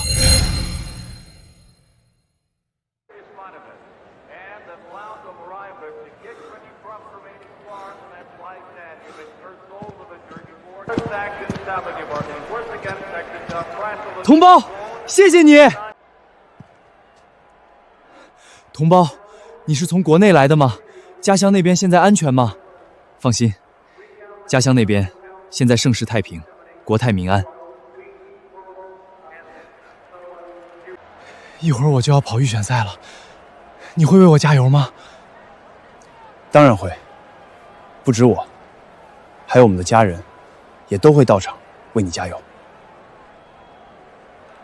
我要去热身准备了，一定要为我加油！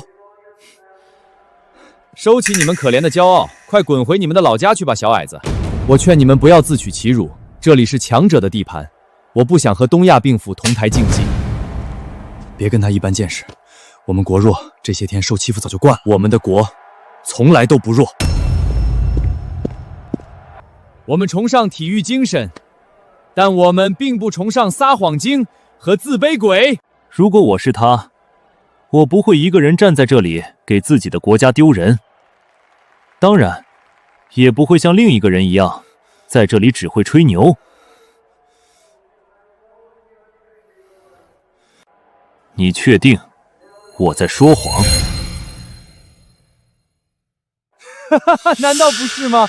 黄皮肤，14万人！你知道100年后奥林匹克在我们国家举办时，我们告诉世界的第一句话是什么吗？他疯了！黄皮肤，你说笑话的能力太强了，难道你们想说滚出我们的国家吗？幼稚。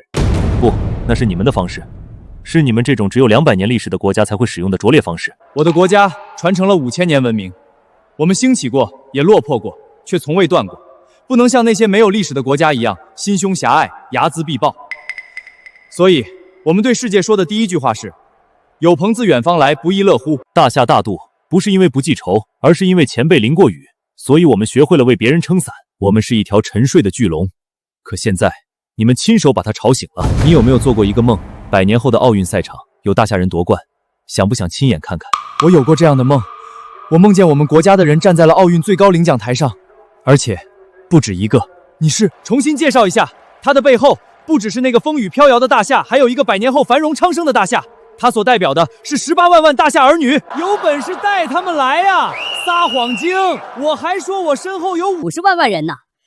吹牛谁不会啊？我们的家人来给你加油了。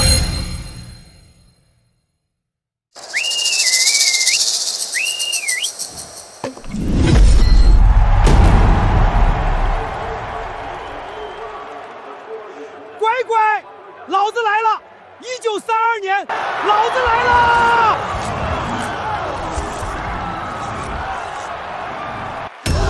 ！Oh my god！ 就这生理素质。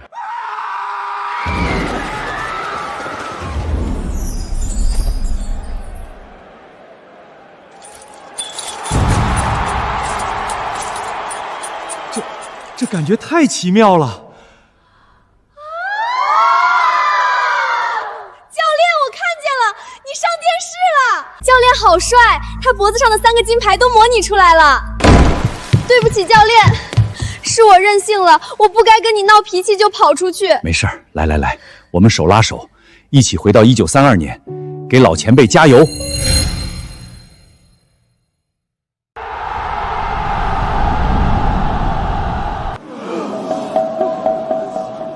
上帝呀，全部都是红色的衣服，他不是撒谎，他说的是真的。1932，收到，请回答。1932，收到，请回答。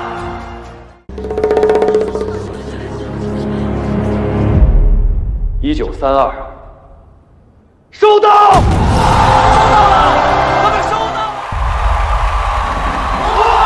他们人多欺负人少，我们的娘家人来了！何其有幸啊，能够参与这样一件震撼人心的伟大项目！这下有的吹了，台长牛逼，苏晨牛逼！这是大夏语，他们为什么？他们全部都是我刚才说的家人。那你是？我来自100年后，我叫苏晨。他们也都是来自100年后的大夏，他们今天来到这里，就是要亲自为你加油。那我们也在自己的国土上举办了奥运会吗？2008年，我们成功举办了在家门口的奥运会。那一天，我们的运动员再也不用坐25天轮船漂洋过海参加奥运会。那一天，我们绕场1周的奥运代表团人数是1099人。怎么带过来？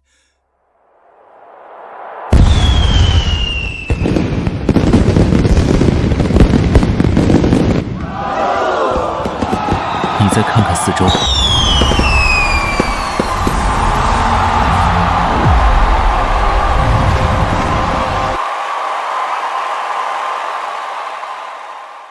台长，你知道吗？08年的时候，我还是个刚入行的小摄像，刚才那个画面就是我亲手拍的，印象太深刻了。当时我也在那个团队里，几百个日日夜夜，现在想都不敢想。幻觉，这都是幻觉，这不可能是大夏！刚刚我们竟然在嘲讽这样的国家，怎么会有这么多人？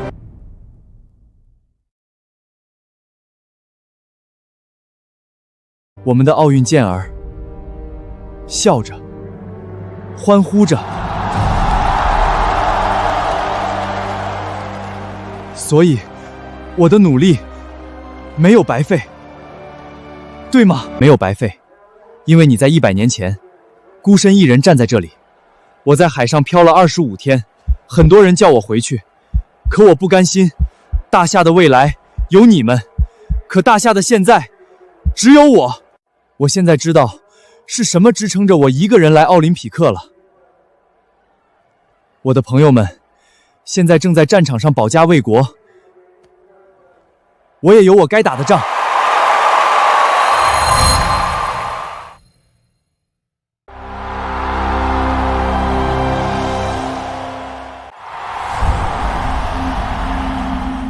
刚才我好像出现幻觉了。What？ 上帝啊，是梦，那不是幻觉，你为什么还在这里啊？因为我们不允许在他跑步的时候再听到任何一句嘘声。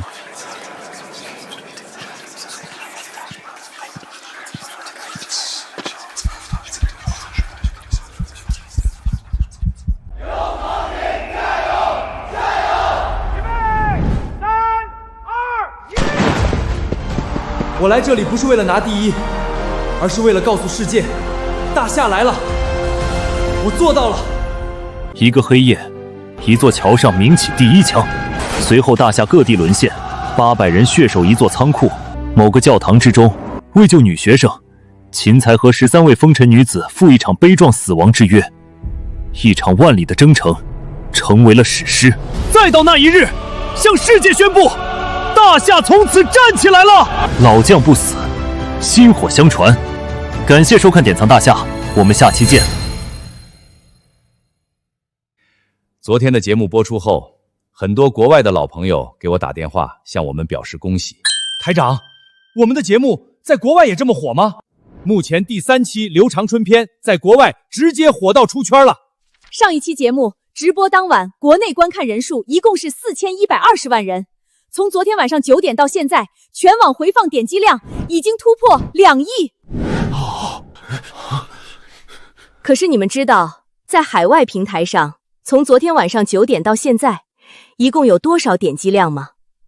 不只是高，而是足足高出了3倍。之前他不是一直看不起我们的文化和历史吗？我也想不明白，第3期明明是讲我们家国情怀的内容，国外观众为什么会这么喜欢啊？之所以这么火爆，就是因为国外观众根本想象不到我们大夏人能有如此强大的民族凝聚力，他们没有，所以他们才会向往，才会想看。这个时间，苏晨应该已经睡醒了，打个电话给他，问问下一期的人选应该定下来了。我马上打，马上打。刘导，我刚想给你打电话呢，关于下一期对话的历史人物，我有一些想法。苏晨，我们现在正在开主创会议，你有什么想法就敞开了说。第1期始皇是大夏之始，第2期崇祯是大夏之古，第3期刘长春是大夏的民族凝聚力，这第4期我想非大唐莫属，而大唐非唐太宗李世民莫属。4方来朝8方来贺，我唐人之名至今仍响彻世界。所以我想，明晚8点，我想要跨越千古，对话李世民，一展我大夏盛唐之名。好一个非大唐莫属，就这么定了。如今咱们的节目被万众瞩目，尤其是海外爆火之后，更是站在了风口浪尖上。下一期选李世民，正好让世界看看我大夏的盛唐到底有多强盛。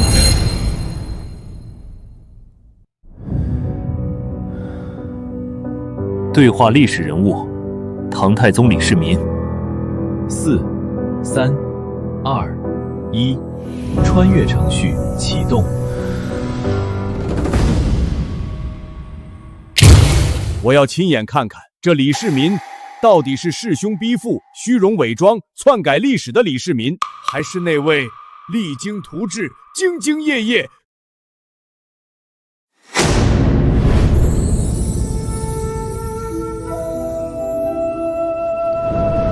朝朝有唐，天皮万国，列祖应命，四宗顺泽。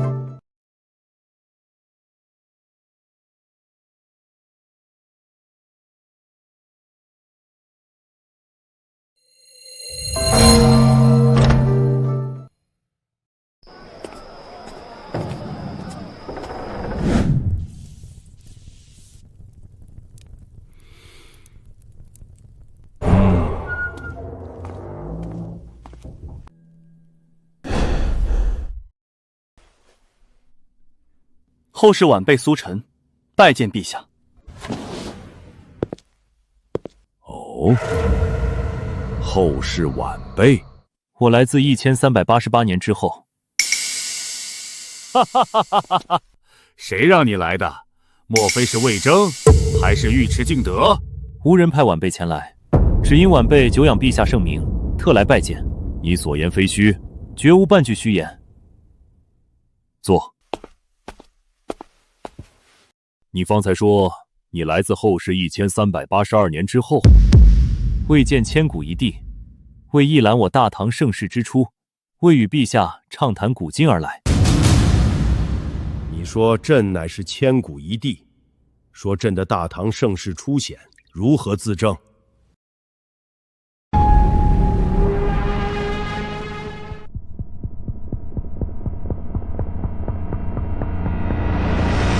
弑兄逼父，得位不正。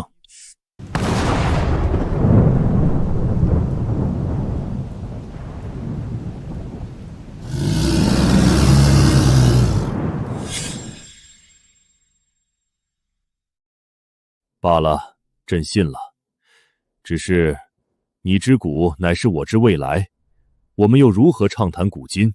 既然是谈古论今，那我自然要先为陛下说说后世的帝王。后世帝王多如繁星，有北斗之耀，亦有紫薇之尊。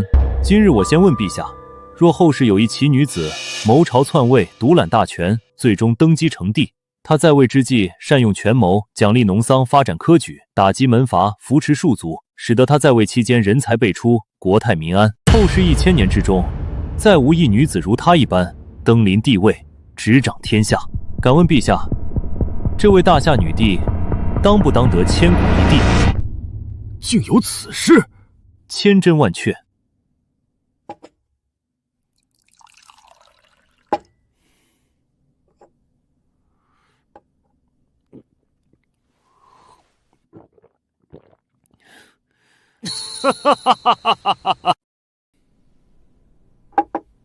自秦皇汉武以来，历朝历代女子称帝一事，简直是滑天下之大稽。帝王之位，觊觎之人何其多！一介女子，手无缚鸡之力，文无盖世之才，后世之人，莫非连推翻一个女子都做不到吗？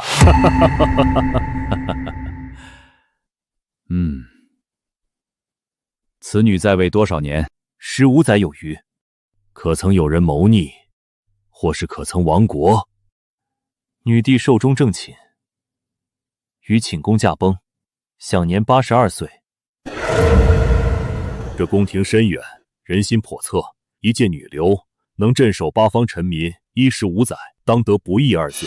可若是以朕来看，千古女帝她可当得，但千古一帝她当不得。当不得。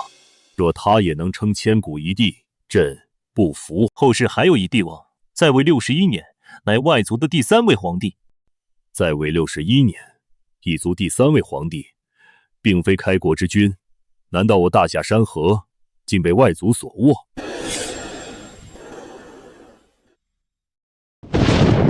此人年号康熙，6岁登基，16岁除权臣鳌拜，19岁起平定三藩，历时10年，三藩中平。35岁震慑沙俄，签订边界条约。43岁完成3征漠北，收复故土的壮举。他在位期间重农兴文，兴修水利，治下人口翻番，经济富庶，是历代帝王中在位时间最长的一位。敢问陛下，他算不算千古一帝？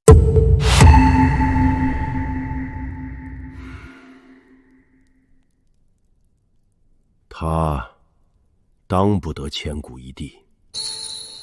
当不得？当不得。为何？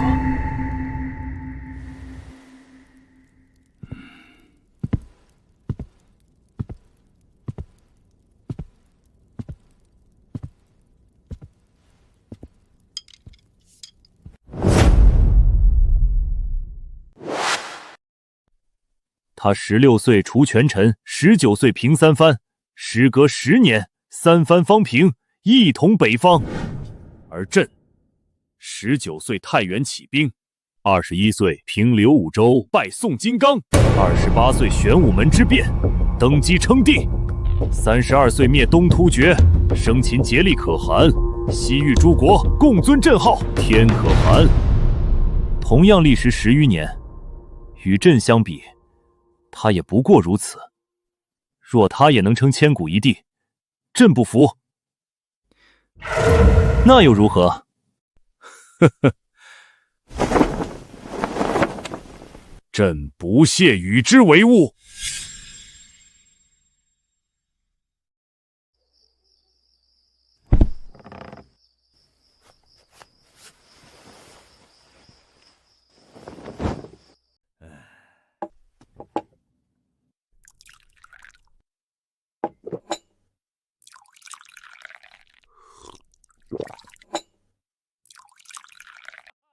哈哈哈哈哈哈哈哈哈哈哈！痛快！后世还有何等帝王，都且说出来吧，让朕听听他们的丰功伟绩。后世还有何人，报上名来。好，有一位乞儿，他一路坎坷，嫉恶如仇。那时大夏被元人统治，汉人地位低下，命如草芥。而这位乞儿，只身入义军，横扫乱军，驱除鞑虏，复我大夏山河，只凭一个破碗，最终登基建制，做了开国皇帝。然后呢？登基之后，他杀功臣，杀贪官，杀土豪，杀世家，杀伐果断，却又爱民如子。他建立大明，重现大夏盛世。他曾留下一首诗句，陛下可想听？百花发时我不发，我若发时都下杀。要与西风战一场，变身穿就黄金甲。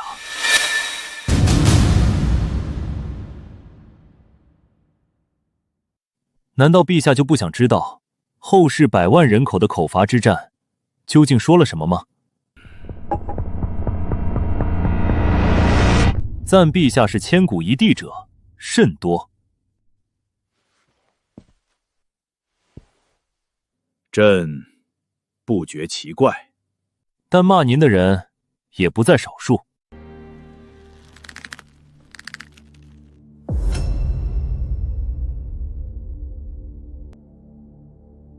那骂朕的人都说了些什么？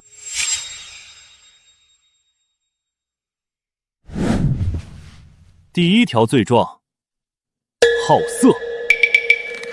陛下好色，搜罗天下美女无数，包括隋炀帝的萧妃、李元吉之妻杨氏，但凡入目之女子，皆收入宫中。胡言乱语！君子好色，乃是本性，何来罪状之有？这普天下间王侯将相，谁不是3妻4妾？况且我乃一国之君，见美人而心生喜爱，纳入宫中，何错之有？此乃后世欲加之罪，何患无辞？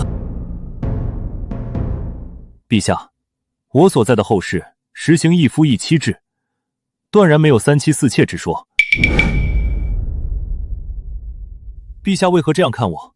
哈哈哈，难怪，这就好比新罗的国王吃不到淮南的蜜橘，所以说蜜橘酸涩难食，这岂不是一个道理？我后世的男人居然只能娶一个妻子，太惨了！哈哈哈。第2条罪状，修改史书。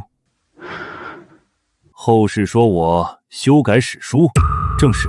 若是我真的修改了史书，难道就不会做得天衣无缝，非要留下证据给后人诟病吗？历史本就是由人书写，世人从史书上知我，便以为那就是我。可你今日见了我，便知那史书上的未必是真的我。可你又怎知其他帝王有没有修改过史书？其他帝王就和书中所记一般无二呢。史书本就由人记载，难免有偏颇之处。别说陛下早已不在人世，就算是陛下依然活在后世1300年之后，照样有人骂，有人夸，有人敬，有人贬。好，说得好，朕还真的修改过史书。朕修改史书是为了天下百姓，你可相信？陛下不会是想说，有些宫廷密事，若流传出宫，会让百姓心生不安，是以修改史书，来稳定军心，安定天下百姓之心吧？哈哈哈哈！所言正是。你莫要把朕想成是高高在上的皇帝，你就把朕想成是一户寻常人家的父亲。倘若父母之间争吵，丈夫想要休妻，推开门却发现孩童正在门口听着，身为父亲可否会撒谎于孩子，骗他说无事，以安孩童之心呢？就像是你我二人今日所言，惊世骇俗，若是传扬出去，朕也要修改史书，说这不过是朕的一场梦话罢了。陛下，后世所列出的关于你的第3条罪行，玄武门之变。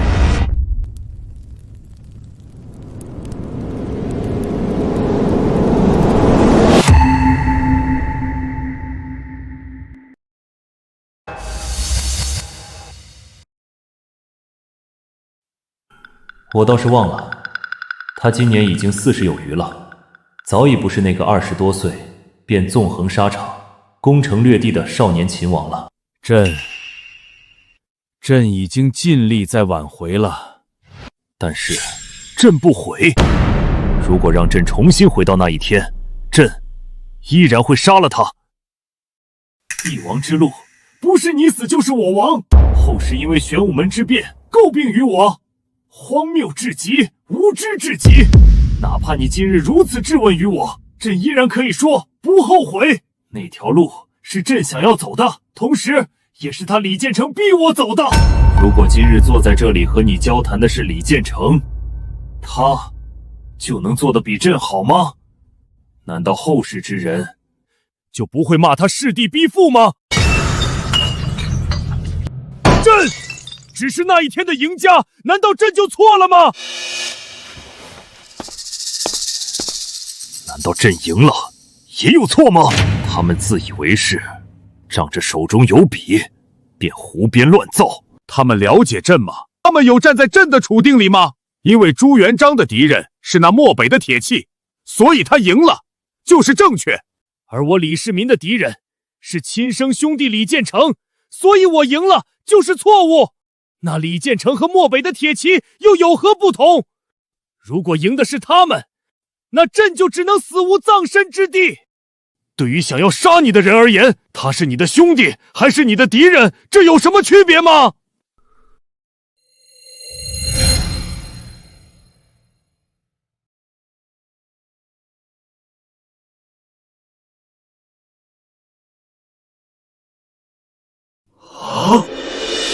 我从来没想过，今日竟然能看到李世民怒斥后世史官。是啊，我们总说史官宁死也不会妙计历史、美化帝王，可我们从没想过，史官也会有不公正，也会有偏颇。历史没有真相，只能无限地接近真相。可是，谁人又能知道，你接近真相的距离究竟是只差1步，还是差着108000里呢？唐太宗李世民刚才的那番话，可有半句错吗？自古成王败寇，什么时候活下来也是错了呢？如果李世民不这么做，他就只能眼睁睁等死吗？可是教授，那既然没有绝对的对错，后世该如何记载呢？后世想如何记载就如何记载，谁能管得了呢？但是他唐太宗李世民想要为自己辩护，后世史官也同样管不了。若唐太宗温心无愧，那么后世公道自在人心。有时朕真想杀了那些乱写的史官，但是朕不能杀。朕要做的乃是我心中的千古一帝，所以忍着不杀。玄武门之变，李建成死，朕悲伤难过，那毕竟是朕的一母同胞。可是时至今日，朕依然只愿意难过，也不想死的那个人是朕自己。哼。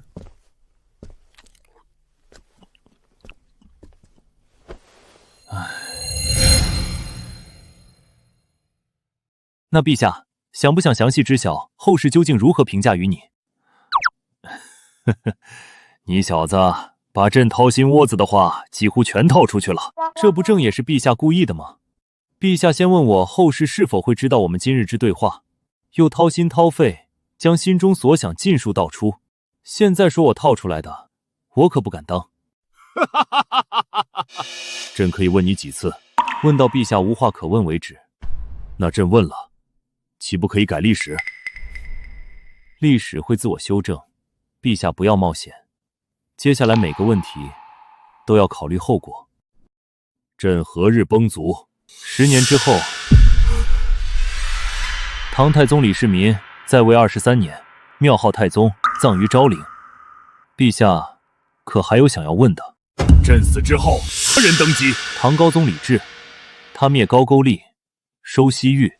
唐代版图以高宗时为最盛，东起朝鲜半岛，西临咸海，北包贝加尔湖，南至越南衡山，疆域跨越万里。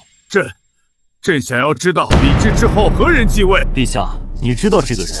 荒谬！朕如何知道此人？莫非是李治在位不久便出了变故？陛下不但知道此人，而且还见过此人，甚至还临幸过此人。朕知道此人，见过此人，还临幸过此人。你方才所说的那位奇女子，竟然是我大唐第3位帝王。陛下还有想问的吗？敢问，你跨越古今对话帝王，我是第一个。不，陛下是第3位。在我之前是何人？秦始皇嬴政。始皇嬴政。始皇帝又可曾向你发问？问了何事？他有3问。第一问，后世海内是否依然一统？何人有他之气魄？可曾有人胜我半子？第二问，后世可曾有人永世不灭，见世代相传的基业？第三问，大夏百姓将来皆苦否？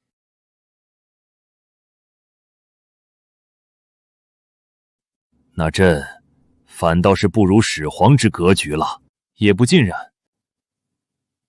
哼，朕知道要问你什么了。方才始皇3问，朕虽然也想知道答案，但那是始皇的问题，他既然问过，朕就不能再问。朕若是效仿祖龙，问你3问，那便是落了下乘。朕只问一句，不问帝王，不问朝堂，只问后世，天下英雄有几何？郑老，这个问题很难，若是换我可以答得出，但是不能答得妙。眼下太宗这个问题就是故意刁难，他们都在暗地里较着真呢。这个问题苏臣必须要答得漂亮才行。回禀陛下，后世帝王众多，历朝历代少则3、5君王，多则20有余，可称英雄者少之又少，但论天下英雄，却数不胜数。今日陛下问出此题，晚辈必然尽力作答。后世英雄共计99人。后世1300余年，英雄一共99人，不多不少，共计99人。你可数算得清楚？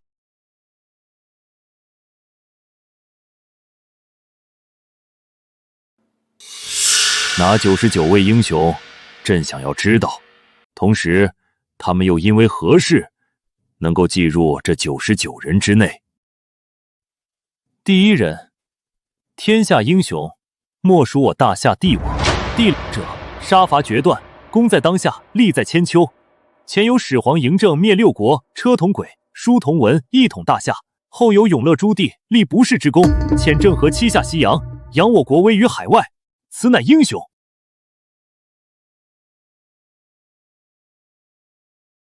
且慢，朕问的是人，是英雄。莫非陛下认为帝王不是人，不配当英雄？一将功成万骨枯，前有霍去病20年华，率铁骑万里奔袭，封狼居勋，封冠军侯；后有林则徐虎门销烟，睁眼看世界，挽狂澜于既倒。此乃英雄。你不是要问我英雄吗？那我就告诉你，后世的大夏英雄究竟是什么样子的。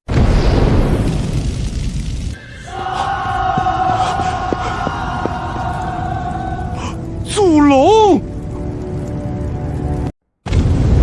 大明威武！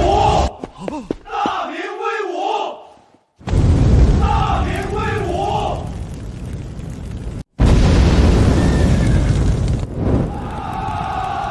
苟利国家生死以，岂因祸福必趋之。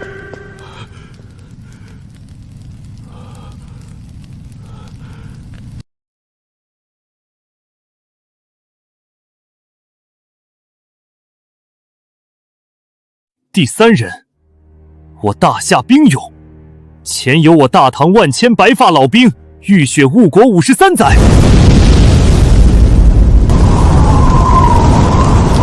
我大唐男儿浴血护国53载，孤军守边疆，从少年守到白头，竟有此事。第7人，第8人，第9人。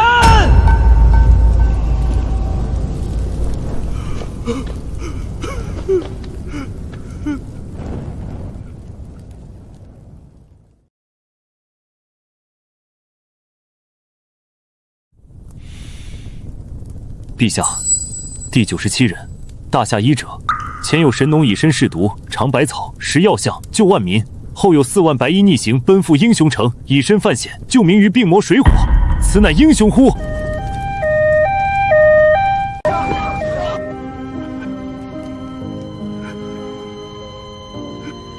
第98人，大夏干井，极渡井无名碑，悟井抗巨浪，以凡人之躯挡10米巨浪，此乃英雄乎？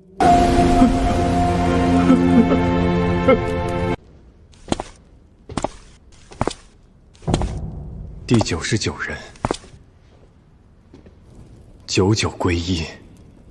这人有一个共同的名字——大夏人。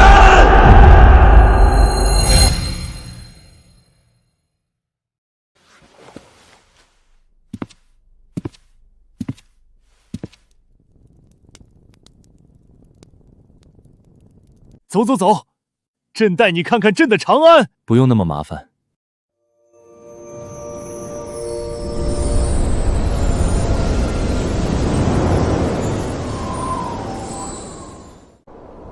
神乎其技！先生，你看，朕的长安，人口100万，百业兴亡，八方来朝，定鼎之基永固，无穷之业在思。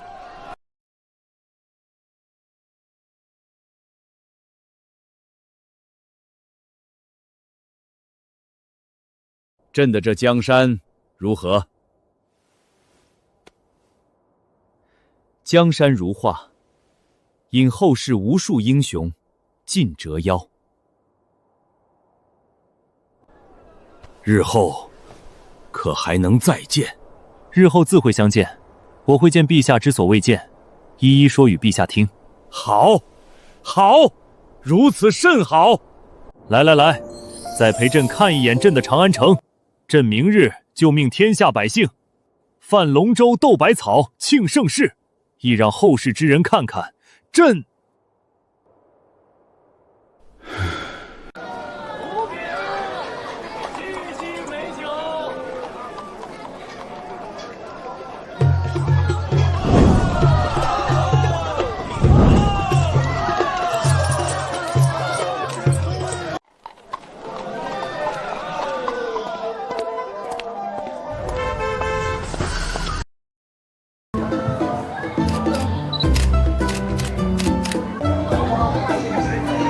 Amazing!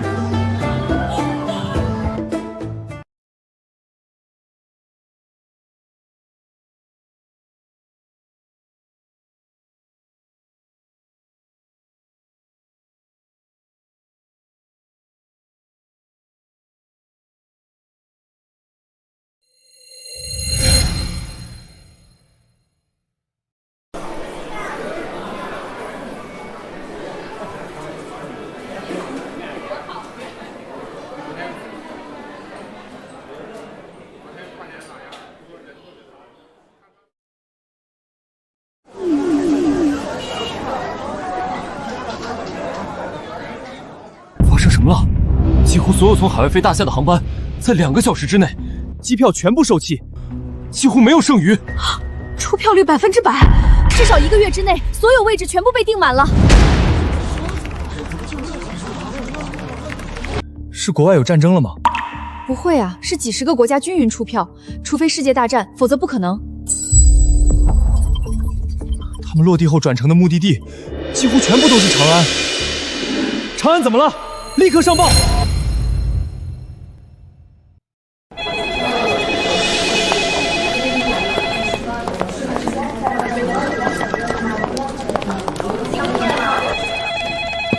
怎么回事？上面怎么说？他们说不用大惊小怪。另外，上级通知立刻加派往返航班。他还告诉我说，这还仅仅只是开始。接下来，我们需要迎接一波前所未有的大夏热。难道是典藏大夏？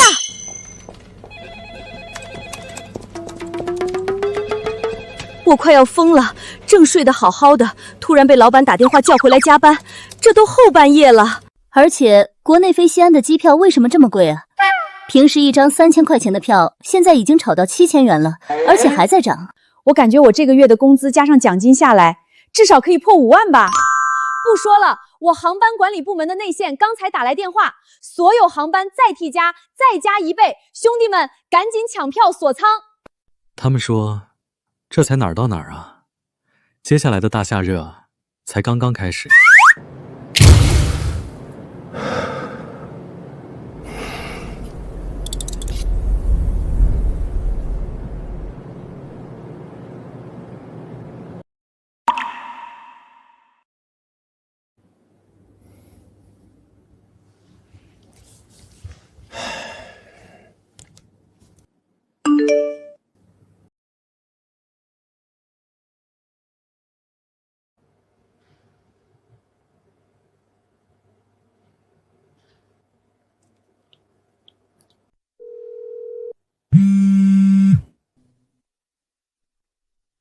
喂，怎么了？你的节目我看了，非常好，恭喜你。谢谢。我要回国了，回去后我会向台里申请岗位调动，配合你完成你的节目。当然，我也可以提前提供一些节目人选和策划方案给你。为什么想要帮我？为了完成一个我心中的梦想。等你回来再说吧。